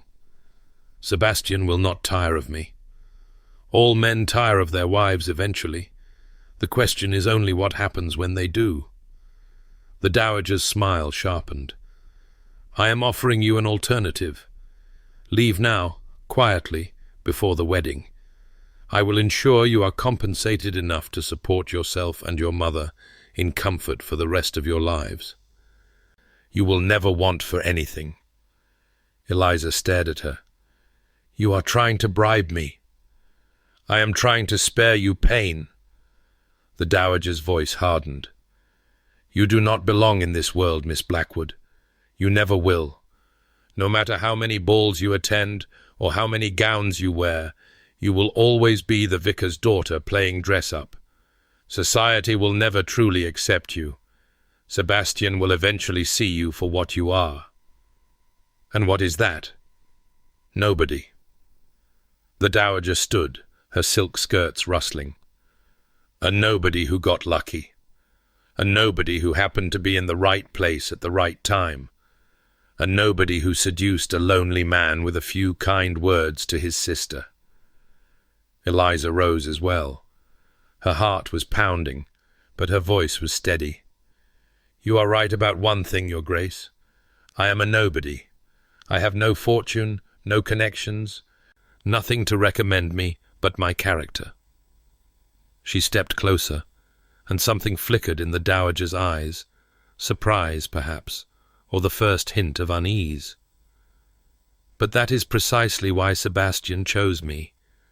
Because I am not calculating or manipulative or consumed by ambition, because I love his sister truly, and I love him truly, and I have nothing to gain from either. Love. The dowager's laugh was brittle. You think love matters in this world? I think it is the only thing that matters. Eliza met the older woman's eyes without flinching. You married a duke, Your Grace. You gained wealth and position and power, and yet you are bitter and angry and alone. What good has all your scheming done you? How dare you? I dare because I have nothing to lose. Eliza smiled, and it was not a kind smile. I walked into this house with nothing but the clothes on my back and a borrowed ring. The worst you can do is send me back to where I started. But you have so much more to lose. A son who despises you. A daughter who has finally found love and support elsewhere. A household full of servants who see through your cruelty. The dowager's face was white with fury. You will regret this. Perhaps. But I will regret it as Sebastian's wife, in Sebastian's home, surrounded by people who have chosen to love me. Eliza curtsied, shallow and mocking. I thank you for your concern, Your Grace, but I believe this conversation is concluded. She turned and walked out, her heart racing, her hands trembling. She had made an enemy. She had declared war, and she had never felt more alive. The dowager struck back 3 days later. Eliza was dressing for dinner when Annie burst into the room, white-faced and breathless. Miss the Dowager, she's called everyone into the drawing-room. She says she has something to announce, something about your father. Eliza's blood ran cold. She hurried down the stairs, still fastening her earrings, and arrived to find the household assembled: Sebastian, Honoria, the upper servants, even Mrs. Phelps. The dowager stood before the fireplace, a sheaf of papers in her hand, triumph written on every line of her face. "Ah, Miss Blackwood, how good of you to join us." She smiled, all teeth. "I have made an interesting discovery. It seems your father, the saintly Reverend Blackwood, was not quite the man you have led us to believe." "Mother," Sebastian said sharply, "whatever you think you have found, I have found the truth." The dowager held up the papers. "Letters. From a woman named Miss Catherine Ellsworth, written to your father 30 years ago. It seems the good Reverend was engaged to Miss Ellsworth before he married your mother, and he broke that engagement in the most scandalous fashion imaginable." Eliza felt the floor tilt beneath her feet. "That is impossible." "Is it? The letters are quite clear. Your father promised to marry Miss Ellsworth, took certain liberties with her person, and then abandoned her when a more advantageous match presented itself. Miss Ellsworth's family was ruined. She died in disgrace a year later. The dowager's smile widened. It seems your father was not a saint after all. He was a seducer, a liar, and a cad. You are lying. But even as she said it, Eliza felt doubt creeping in. She did not know her father's history before his marriage. He had never spoken of it. I am not lying. These letters are genuine. I have had them verified. And tomorrow they will be published in every scandal sheet in London. The dowager's eyes gleamed with satisfaction. Your father's disgrace will become your disgrace, Miss Blackwood. No one will believe that the daughter of such a man is anything but a fortune hunter herself. Enough. Sebastian stepped forward, his face thunderous. I don't care what those letters say. Eliza is not her father, and even if she were, even if every word of this were true, it would not change my intentions. You would marry the daughter of a seducer, a woman whose own blood is tainted with dishonor. I would marry Eliza. He took Eliza's hand. I have told you this before. I will not tell you again. But the dowager was not finished. She turned to Eliza, her smile softening into something almost pitying. I am giving you one last chance, Miss Blackwood. Leave tonight, quietly, and these letters will disappear. Your father's memory will remain unsullied. Your mother need never know. All you have to do is walk away. Eliza's hand tightened on Sebastian's. She thought of her father, kind, gentle, devoted to his parish. She thought of her mother, ill and fragile, believing her husband had been perfect. She thought of everything she had to lose. And then she thought of everything she had already gained. Sebastian's love, Honoria's devotion, a home, a family, a future she had never dared to imagine. She met the dowager's eyes. No. No. No. Eliza released Sebastian's hand and stepped forward. Publish your letters. Tell your lies. I do not know if what you say about my father is true. Perhaps it is. Perhaps he made mistakes before I was born. But I know who he was when I knew him. A good man, a loving father, a faithful husband. Whatever sins he may have committed in his youth, he spent the rest of his life atoning for them. Pretty words, but they will not save you from scandal. Perhaps not. Eliza lifted her chin. But scandal cannot touch what Sebastian and I have built. Let society whisper. Let the ton gossip. I will not abandon the man I love because you threaten me with my father's past. She turned to Sebastian, and in his eyes she saw everything love, admiration, fierce protective pride. I am sorry, she whispered. This is not what you bargained for. You are exactly what I bargained for. He drew her close and pressed a kiss to her forehead. Whatever comes, we face it together. The dowager watched them for a long moment. Then, slowly, something in her face crumbled not into defeat, but into something harder to name. Grief, perhaps, or envy. Very well, she said quietly. You have made your choice. She gathered her papers and swept from the room. Behind her, Eliza sagged against Sebastian's chest, trembling with delayed shock. It's all right, he murmured against her hair. It's all right. I've got you. But even as he held her, Eliza knew that it was not all right. The dowager had one final card to play, and she had just laid it on the table. The battle was not over. It had only just begun. The scandal broke like a summer storm. Within 48 hours of the dowager's confrontation, the letters appeared in every gossip sheet and scandal rag in London. The story spread through drawing rooms and coffee houses, repeated and embellished with each telling. The Reverend Blackwood seducer, betrayer, ruiner of innocent women. His daughter surely cut from the same cloth, surely pursuing the Duke of Hartington with the same calculated cunning that had destroyed poor Miss Catherine Ellsworth 30 years before. Eliza sat in her rooms at Hartington Hall and read the papers Annie brought her, each word a fresh wound. "You shouldn't look at those, miss." Annie hovered nearby, wringing her hands. "They're nothing but lies and spite." "Some of it may be true." Eliza set down the latest sheet, her hands steady despite the turmoil within. "I have written to my mother, asking her what she knows of my father's life before their marriage. Until I hear from her, I cannot say what is true and what is fabrication. Does it matter? The Duke loves you. He said so himself. It matters to me." Eliza rose and moved to the window, looking out over the gardens that had become so dear to her. "I have spent my life believing my father was a good man. If he was not, if he truly did what the Dowager claims, I need to know. Not for society's sake, but for my own." The door opened, and Sebastian entered without knocking. His face was drawn, his cravat askew, signs of the battle he had been fighting on her behalf.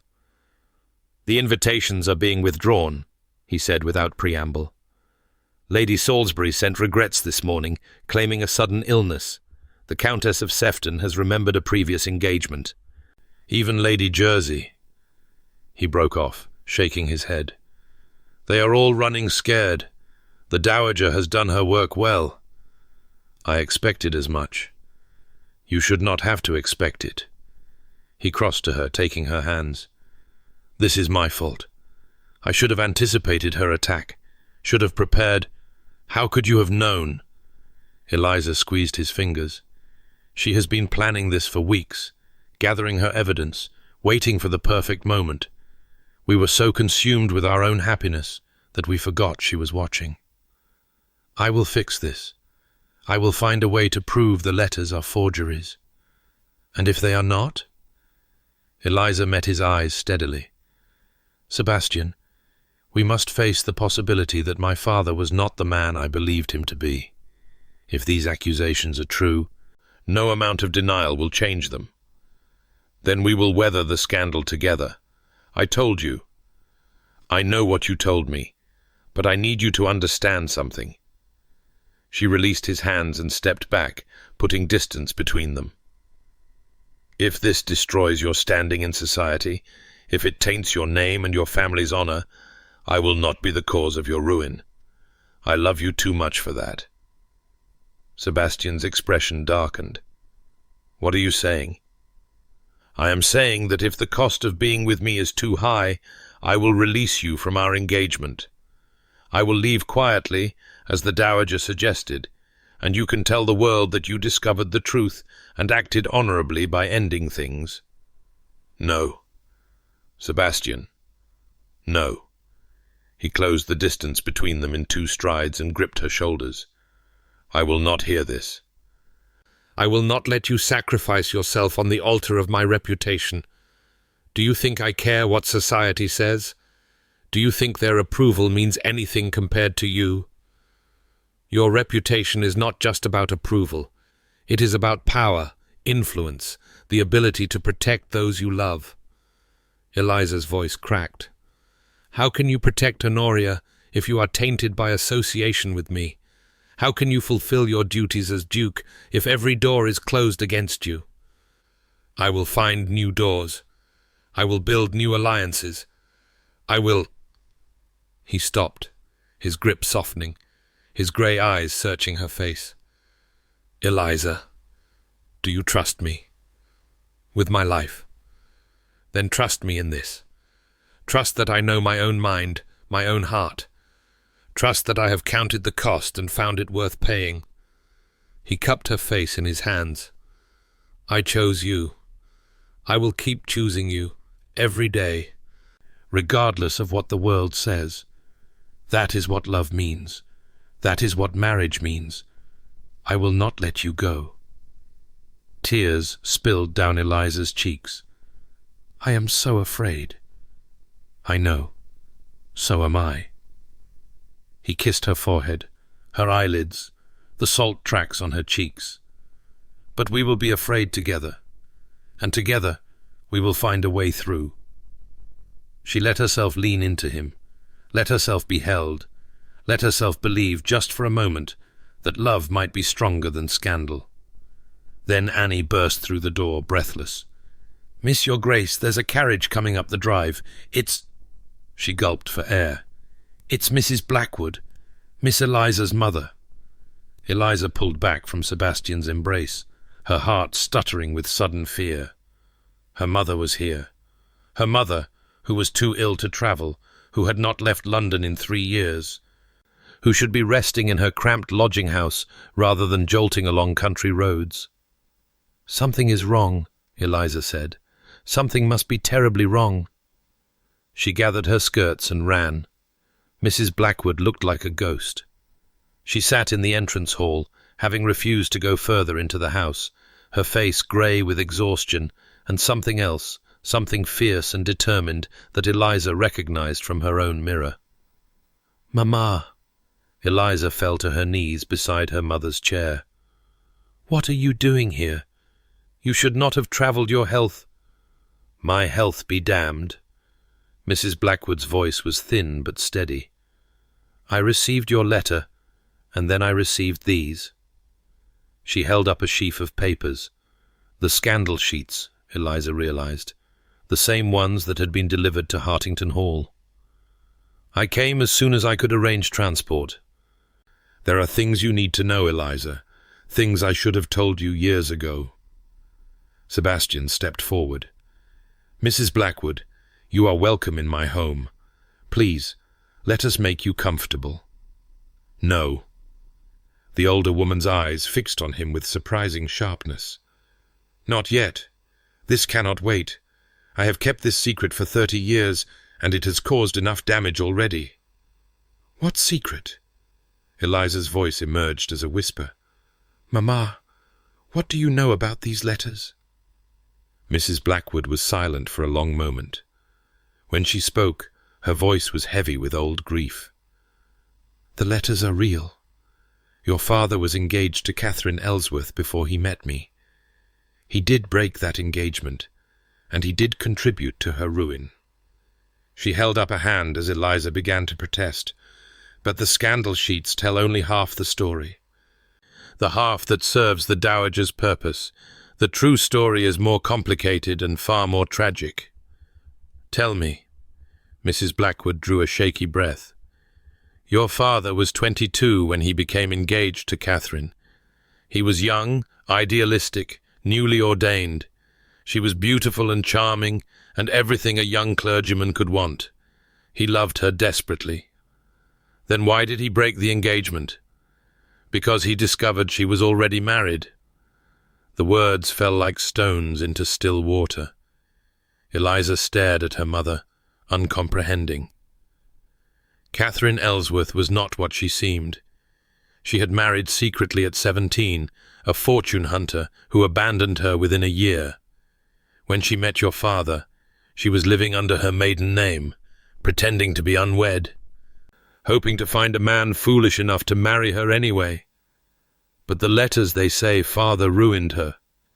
He refused to continue the engagement once he learned the truth. Catherine was desperate.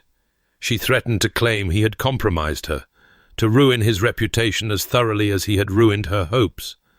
Your father chose to bear the scandal rather than commit bigamy. Mrs. Blackwood's voice hardened. He never defended himself publicly because doing so would have meant exposing Catherine's first husband, a man with powerful connections, who had made it clear that any revelation would result in violence. So father let himself be painted as a villain to protect others? That was always his way. A ghost of a smile crossed Mrs. Blackwood's face. He met me a year later, when the scandal had died down, and he had accepted a small parish where no one knew his history. I knew everything he told me before he proposed, and I loved him anyway. Perhaps I loved him more for it. Eliza's mind raced, trying to reconcile this story with the accusations in the scandal sheets. But the Dowager, how could she have obtained letters that tell such a different story? Because the letters are Catherine's, written to your father during their engagement. Mrs. Blackwood pulled a small packet from her reticule. I have them the real letters, not excerpts selected to support a lie. Catherine wrote to your father constantly, professing love, making promises. But she also wrote letters after the break, letters begging him to reconsider, admitting her deception, threatening him when pleading failed. The Dowager must have obtained only the earlier letters, or perhaps she edited them to remove any reference to Catherine's duplicity. You have proof. Sebastian stepped forward, his voice sharp with hope. You can prove that the scandal sheets are lying. I can prove they are telling less than the truth. Mrs. Blackwood handed the packet to Eliza. These are Catherine's final letters to your father, the ones where she admits everything. I kept them all these years, never imagining they would be needed. But when I read what the papers were saying, her voice broke. I could not let my husband's memory be destroyed by half-truths. I could not let my daughter suffer for sins her father never committed. Eliza opened the packet with trembling fingers. The letters were old, the paper yellowed, the ink faded, but the words were clear. Catherine Ellsworth, confessing her deception. Catherine Ellsworth, admitting her secret marriage. Catherine Ellsworth, begging the Reverend Blackwood to forgive her and marry her anyway, promising that no one would ever know. This changes everything, Eliza breathed. It proves your father was a victim, not a villain. Mrs. Blackwood reached out and took her daughter's hand. He was young and foolish, yes. He loved unwisely, but he acted with honor when the truth came out, and he spent the rest of his life trying to be worthy of the grace he had been given.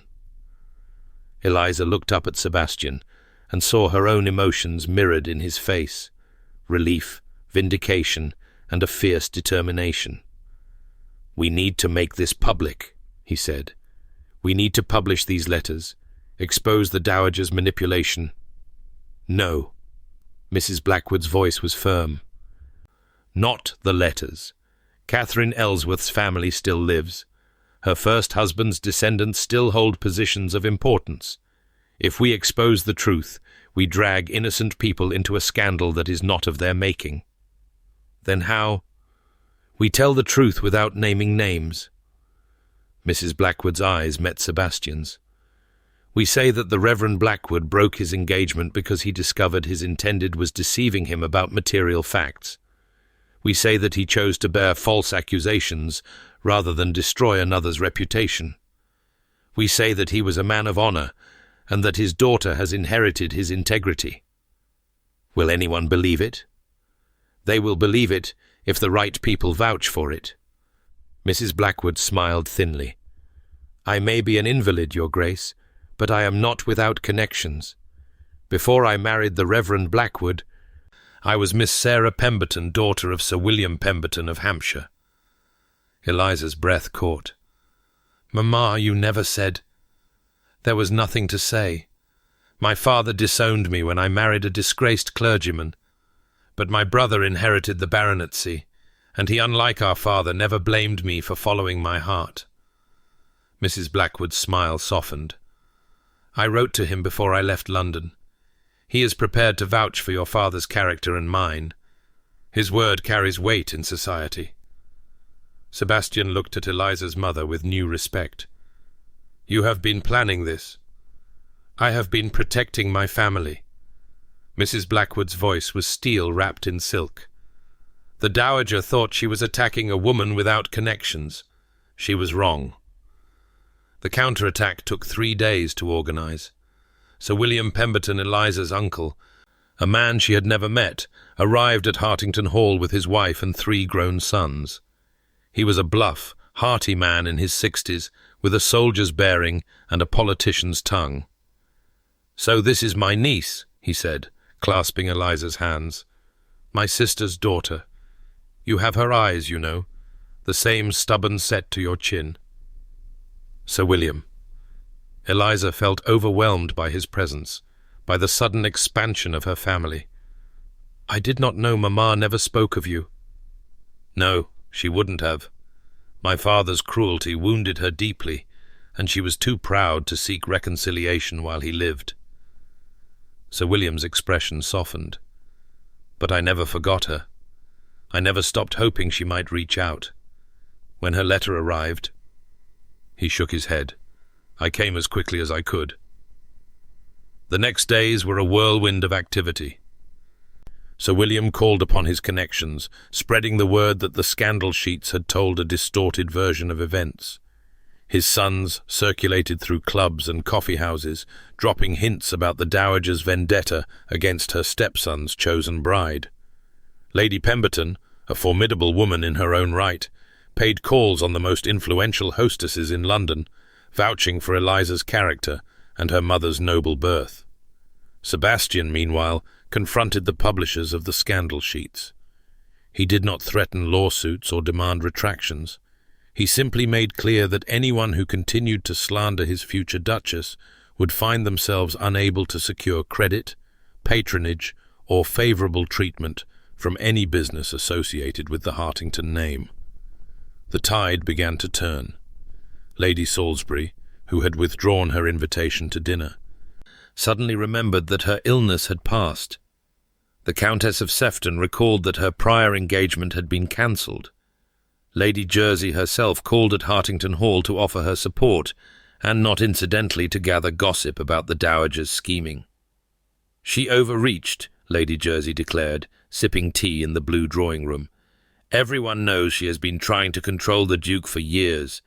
This attack on Miss Blackwood, the future Duchess, smacks of desperation, and society does so despise desperation. Through it all, the dowager remained sequestered in her rooms.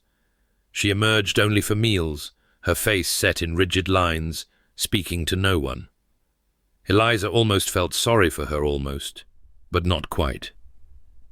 She did this to herself, Sebastian said, when Eliza expressed a flicker of compassion. She had every opportunity to accept you, to make peace with my choice. Instead, she chose war. She cannot complain now that she is losing. What will happen to her? That depends on her. Sebastian's voice was grim. If she accepts defeat gracefully, she may remain at Hartington Hall as my stepmother, with all the respect due her position. If she continues to scheme— He shook his head. I will not have my wife tormented in her own home. If the dowager cannot live peacefully under this roof, she will live elsewhere. And Honoria?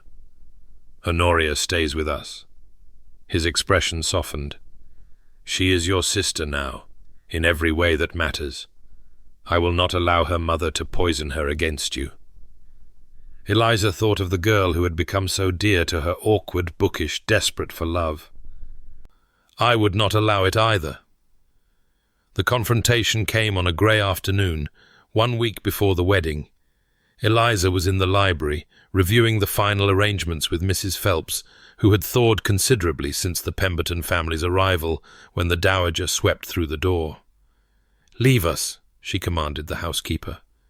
Mrs. Phelps looked at Eliza, who nodded slightly. The housekeeper withdrew, closing the door behind her. The two women faced each other across the length of the room. The dowager looked older than she had a month ago, the lines around her mouth deeper, her posture somehow less commanding.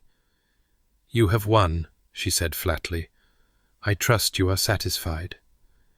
"I have never sought to defeat you, Your Grace." Eliza kept her voice steady. "I sought only to marry the man I love and build a life with him." "You are the one who declared war, because you do not belong here." The dowager's voice cracked with something that might have been grief. "You do not understand what it means to be a duchess, what sacrifices it requires, what burdens it imposes. You think you can waltz in from your vicarage and your rented rooms and simply— I think I can learn." Eliza stepped forward. "I have learned everything else I needed to survive. I learned to be a companion when my father died and left us nothing. I learned to be invisible when visibility meant vulnerability. I learned to want nothing, expect nothing, hope for nothing, because hope was a luxury I could not afford." She stopped a few feet from the dowager. "And now I am learning to hope again. Sebastian taught me that. Honoria taught me that. Even you, in your cruelty, taught me that because you showed me exactly what I did not want to become." The dowager's face contorted. "You think you are so different from me? You think love will protect you from becoming bitter and cold? I loved once. I loved Honoria's father with everything I had, and he died and left me with nothing but a title and a stepdaughter who resented me, and a daughter who was never good enough. Honoria is perfect exactly as she is.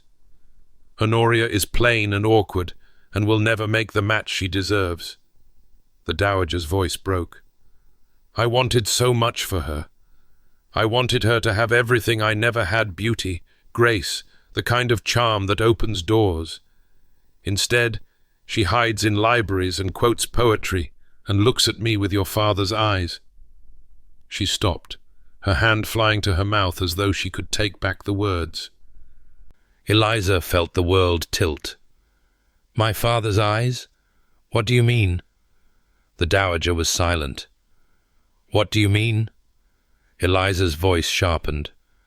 "Honoria is the Duke's daughter, the old Duke. She has his eyes grey, like Sebastian's. She has her father's eyes." The dowager's voice was barely a whisper. "But the old Duke was not her father."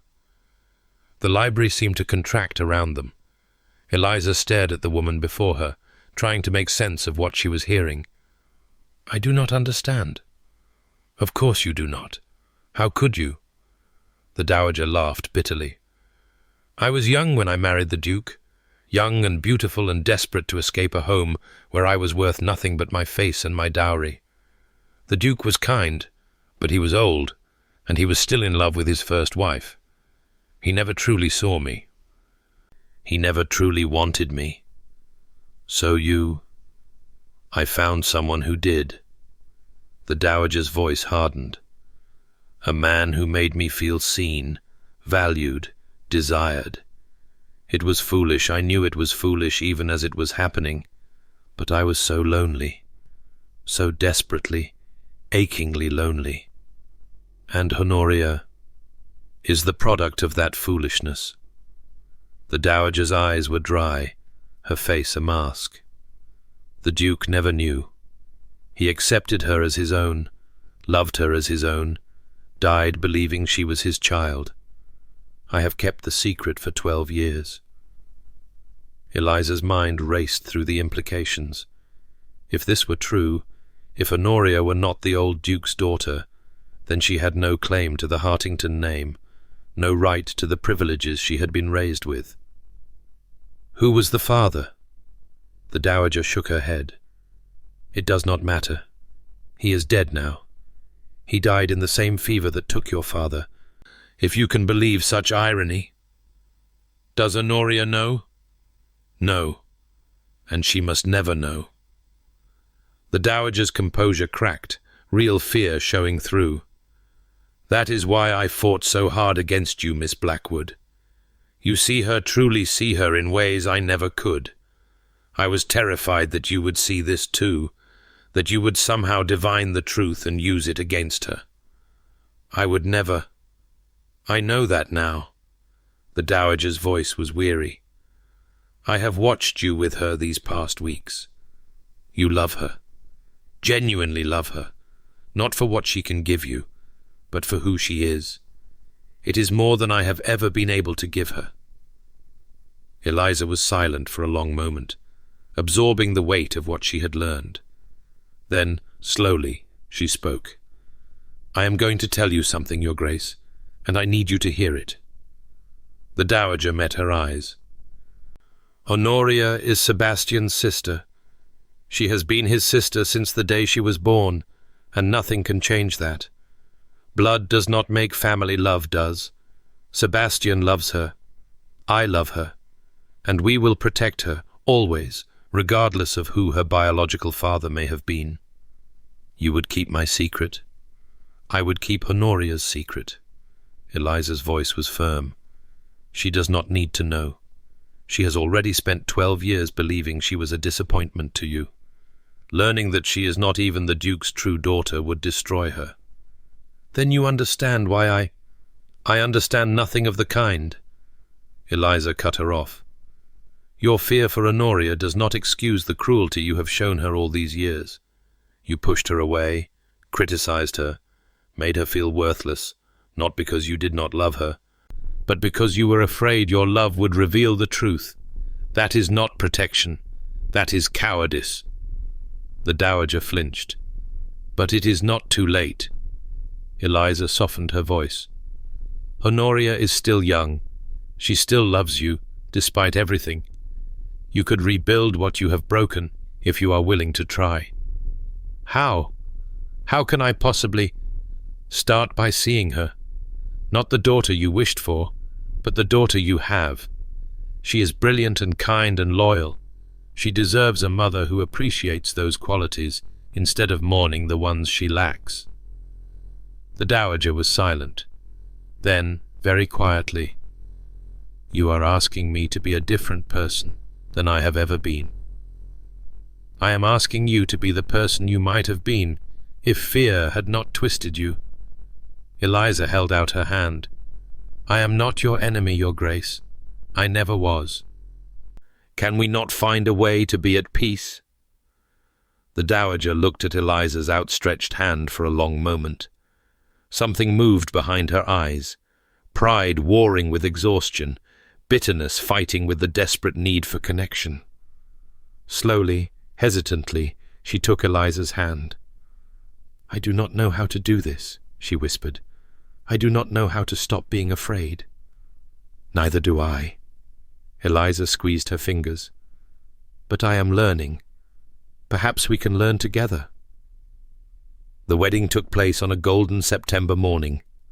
The chapel at Hartington Hall was filled with flowers, roses from the garden where Eliza had first met Honoria, hothouse blooms from the estates of Sir William Pemberton, wildflowers gathered by the servants who had come to love their new mistress. Sunlight streamed through stained glass windows, casting jewelled shadows on the ancient stones. Eliza walked down the aisle on her uncle's arm, wearing a gown of ivory silk that had been her mother's 30 years before, carefully preserved, lovingly altered, a bridge between past and present. Her mother sat in the front pew, tears streaming down her face, her hands clasped with the Dowager's. It had taken weeks, but something had shifted between the two older women. They were not friends, perhaps they never would be, but they had found a kind of understanding. They had both loved difficult men, both sacrificed for their children, both learned that pride was a poor substitute for connection. Honoria stood at the altar as Eliza's attendant, her face glowing with joy. She wore pink for the first time in her life, a soft rose that brought colour to her cheeks and light to her grey eyes. You look beautiful, Eliza had told her that morning. I look like myself, Honoria had replied, and smiled.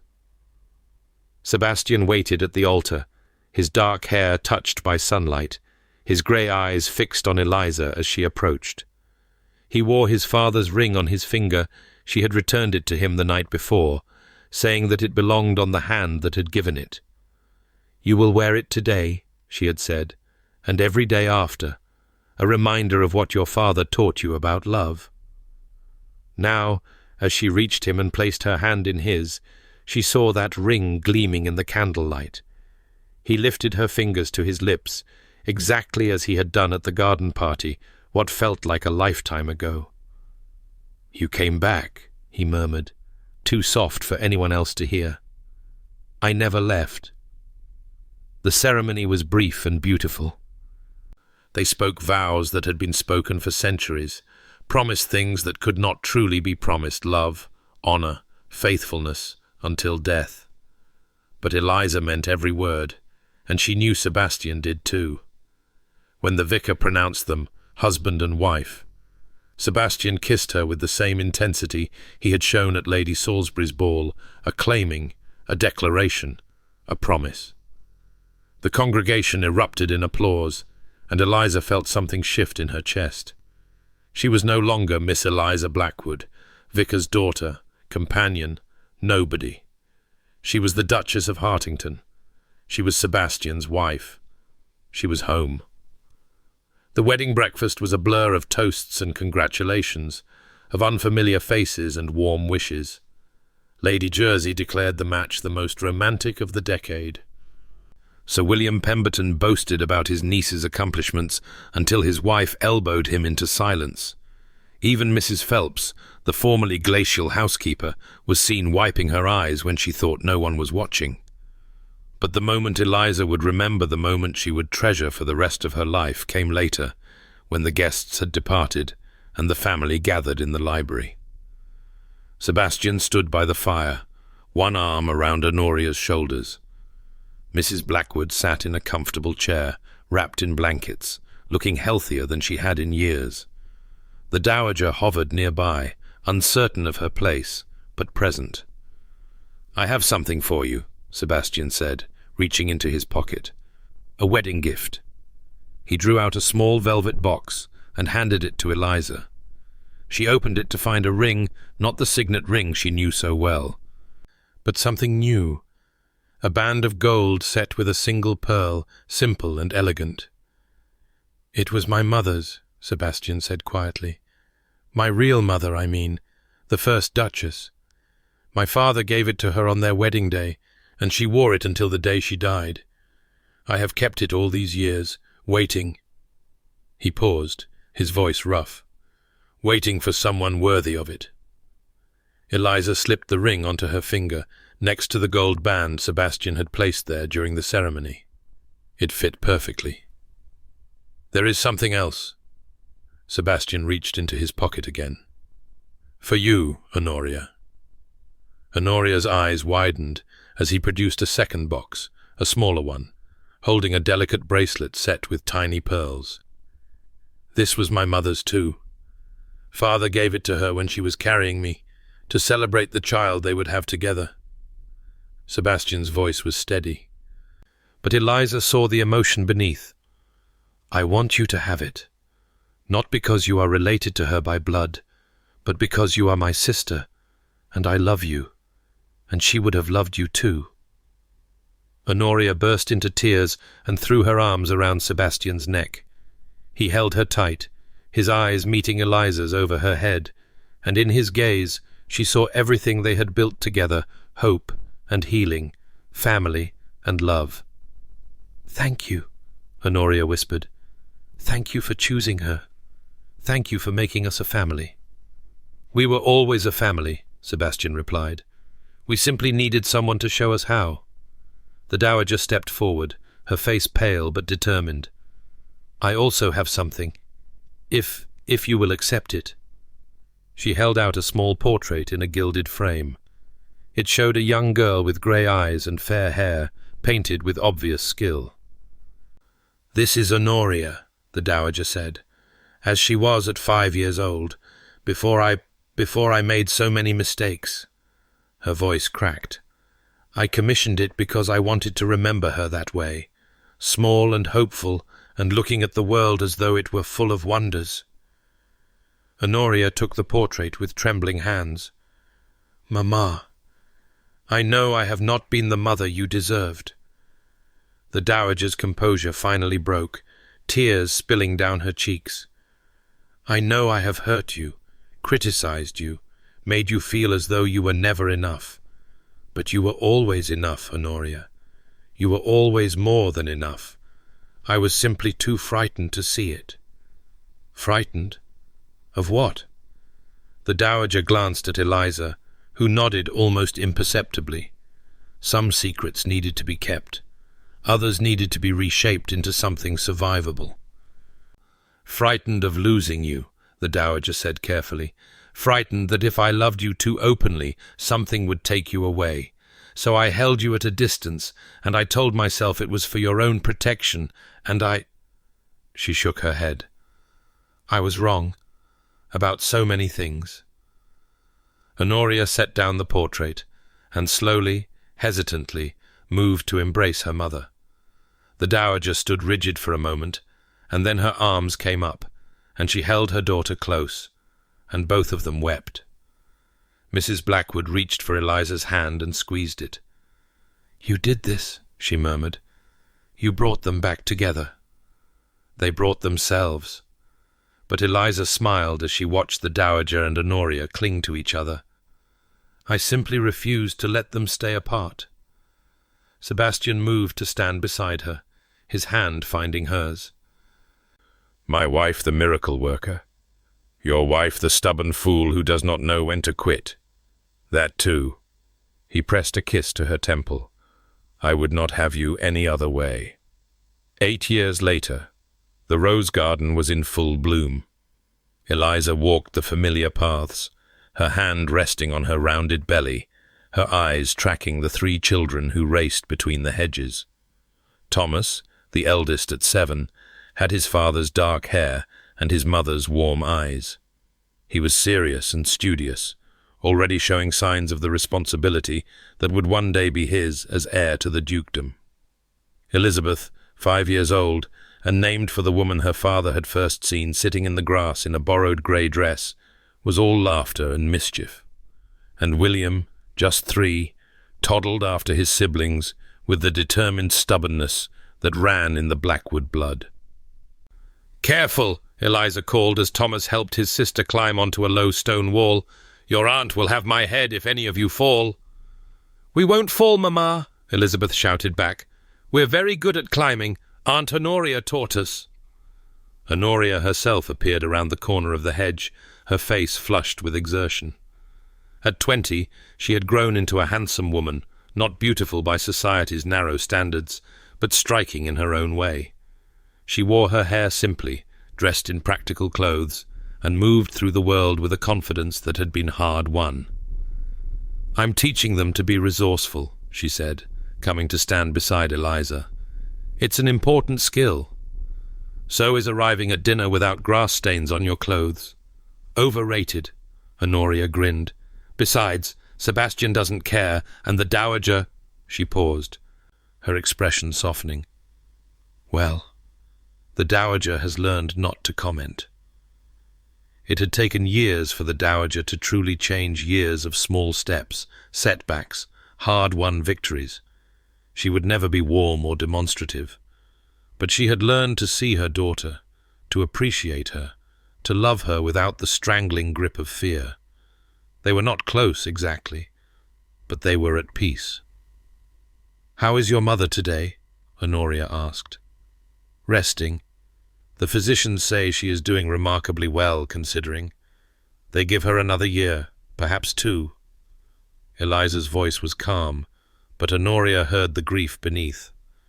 "She wants to meet this one before—" She stopped, pressing her hand more firmly against her belly. "She will." Honoria slipped her arm through Eliza's. "She is the most stubborn woman I have ever met. She will not leave until she has held every one of your children." "Even you?" Honoria laughed. "Especially me.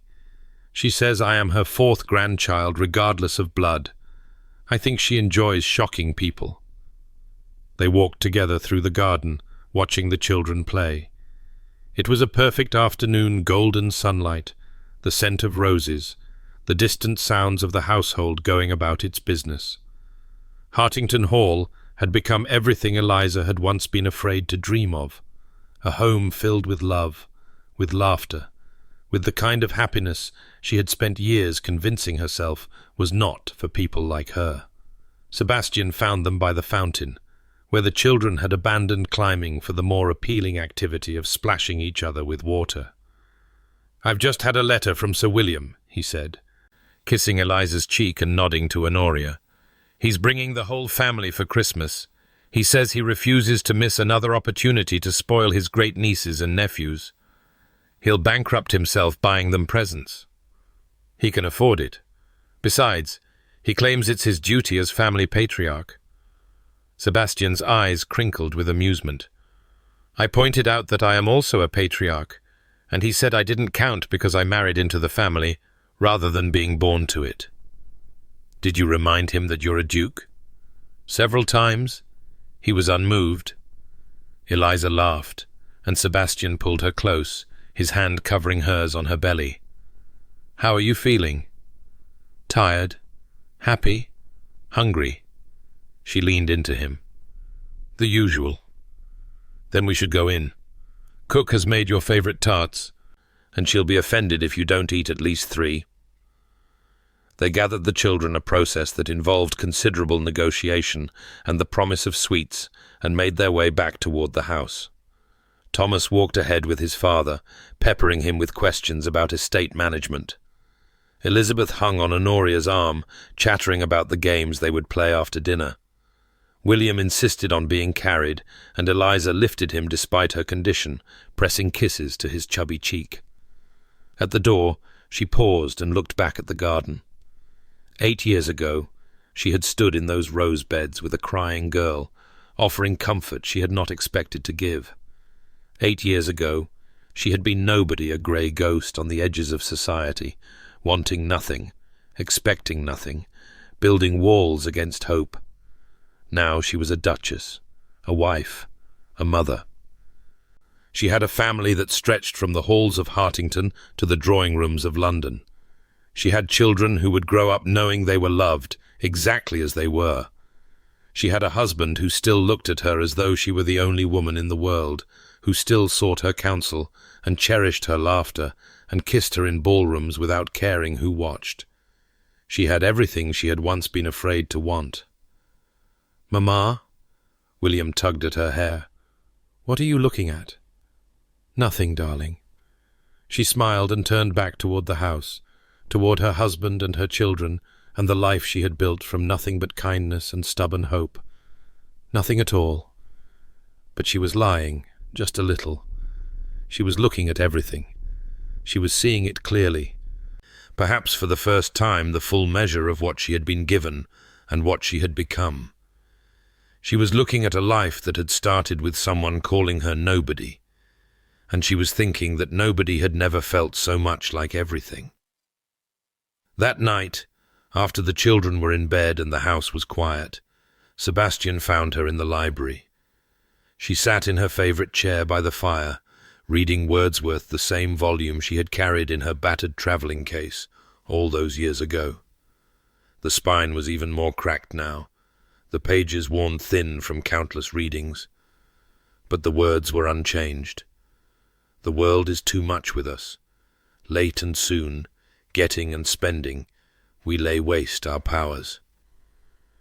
"I remember when I first saw you with that book," Sebastian said, settling into the chair across from her. "You were so careful with it." "As though it were made of gold. It was the only thing of value I owned." Eliza closed the book and set it aside. "Everything else could be replaced. But this my father's favourite, the pages he touched, the words he loved." She shook her head. "I could not have borne losing it."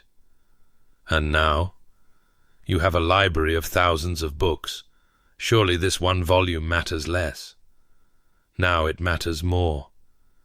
She reached across the space between them and took his hand. "Because I understand what my father understood, that the things we love gain value from being loved. This book is not precious because it is rare or beautiful. It is precious because it carries my father's memory, and my mother's tears, and all the hours I spent reading it when I had nothing else." Sebastian raised her hand to his lips, the gesture that had become as familiar as breathing. "I love you," he said. "I know I say it often. I know it has become commonplace. But I need you to know that I mean it every time. I mean it more with every year that passes." "I know," Eliza smiled. "I love you too. More than Wordsworth. More than roses. More than anything I once thought I wanted." "More than security?" "More than security." "More than respectability?" "Far more than respectability." She laughed softly. "I never wanted respectability. I only thought I did, because wanting anything larger seemed impossible. And now? Now I want everything." She rose from her chair and crossed to him, settling onto his lap despite her unwieldy belly. I want to grow old with you. I want to watch our children become who they are meant to be. I want to fill this house with so much love that no one who enters ever feels invisible again. Sebastian wrapped his arms around her, holding her close. That sounds like rather a lot of work. It does. Are you up for it? With you? He pressed a kiss to her hair. I am up for anything. They sat together in the firelight, the library silent around them, the great house peaceful in the darkness. Outside, the rose garden slept beneath a canopy of stars. Somewhere in the upper floors, their children dreamed of games and sweets and all the adventures that awaited them. And Eliza, the vicar's daughter, the companion, the nobody who had become a duchess, rested in her husband's arms and thought about the strange path that had led her here. It had started with a garden party and a crying girl and a man who saw her when no one else did. It had continued through scandal and heartbreak, through battles won and truces forged, through the slow, patient work of building something real from the ruins of what had been. It had brought her here, to this moment, to this life, to this love. She would not have changed a single step. "Sebastian?" she murmured, drowsy with warmth and contentment. "Yes?" "Thank you." "For what?" "For the ring." She touched the pearl on her finger, her mother-in-law's ring, worn smooth by 8 years of constant wear. "For seeing me, for refusing to let me be invisible." "You were never invisible, Eliza." His voice was soft in the darkness. "You were simply waiting for someone who knew how to look." She smiled and closed her eyes, letting his heartbeat lull her towards sleep. She had been nobody once. She had believed that was all she would ever be. But someone had looked at her and seen everything, and that had made all the difference.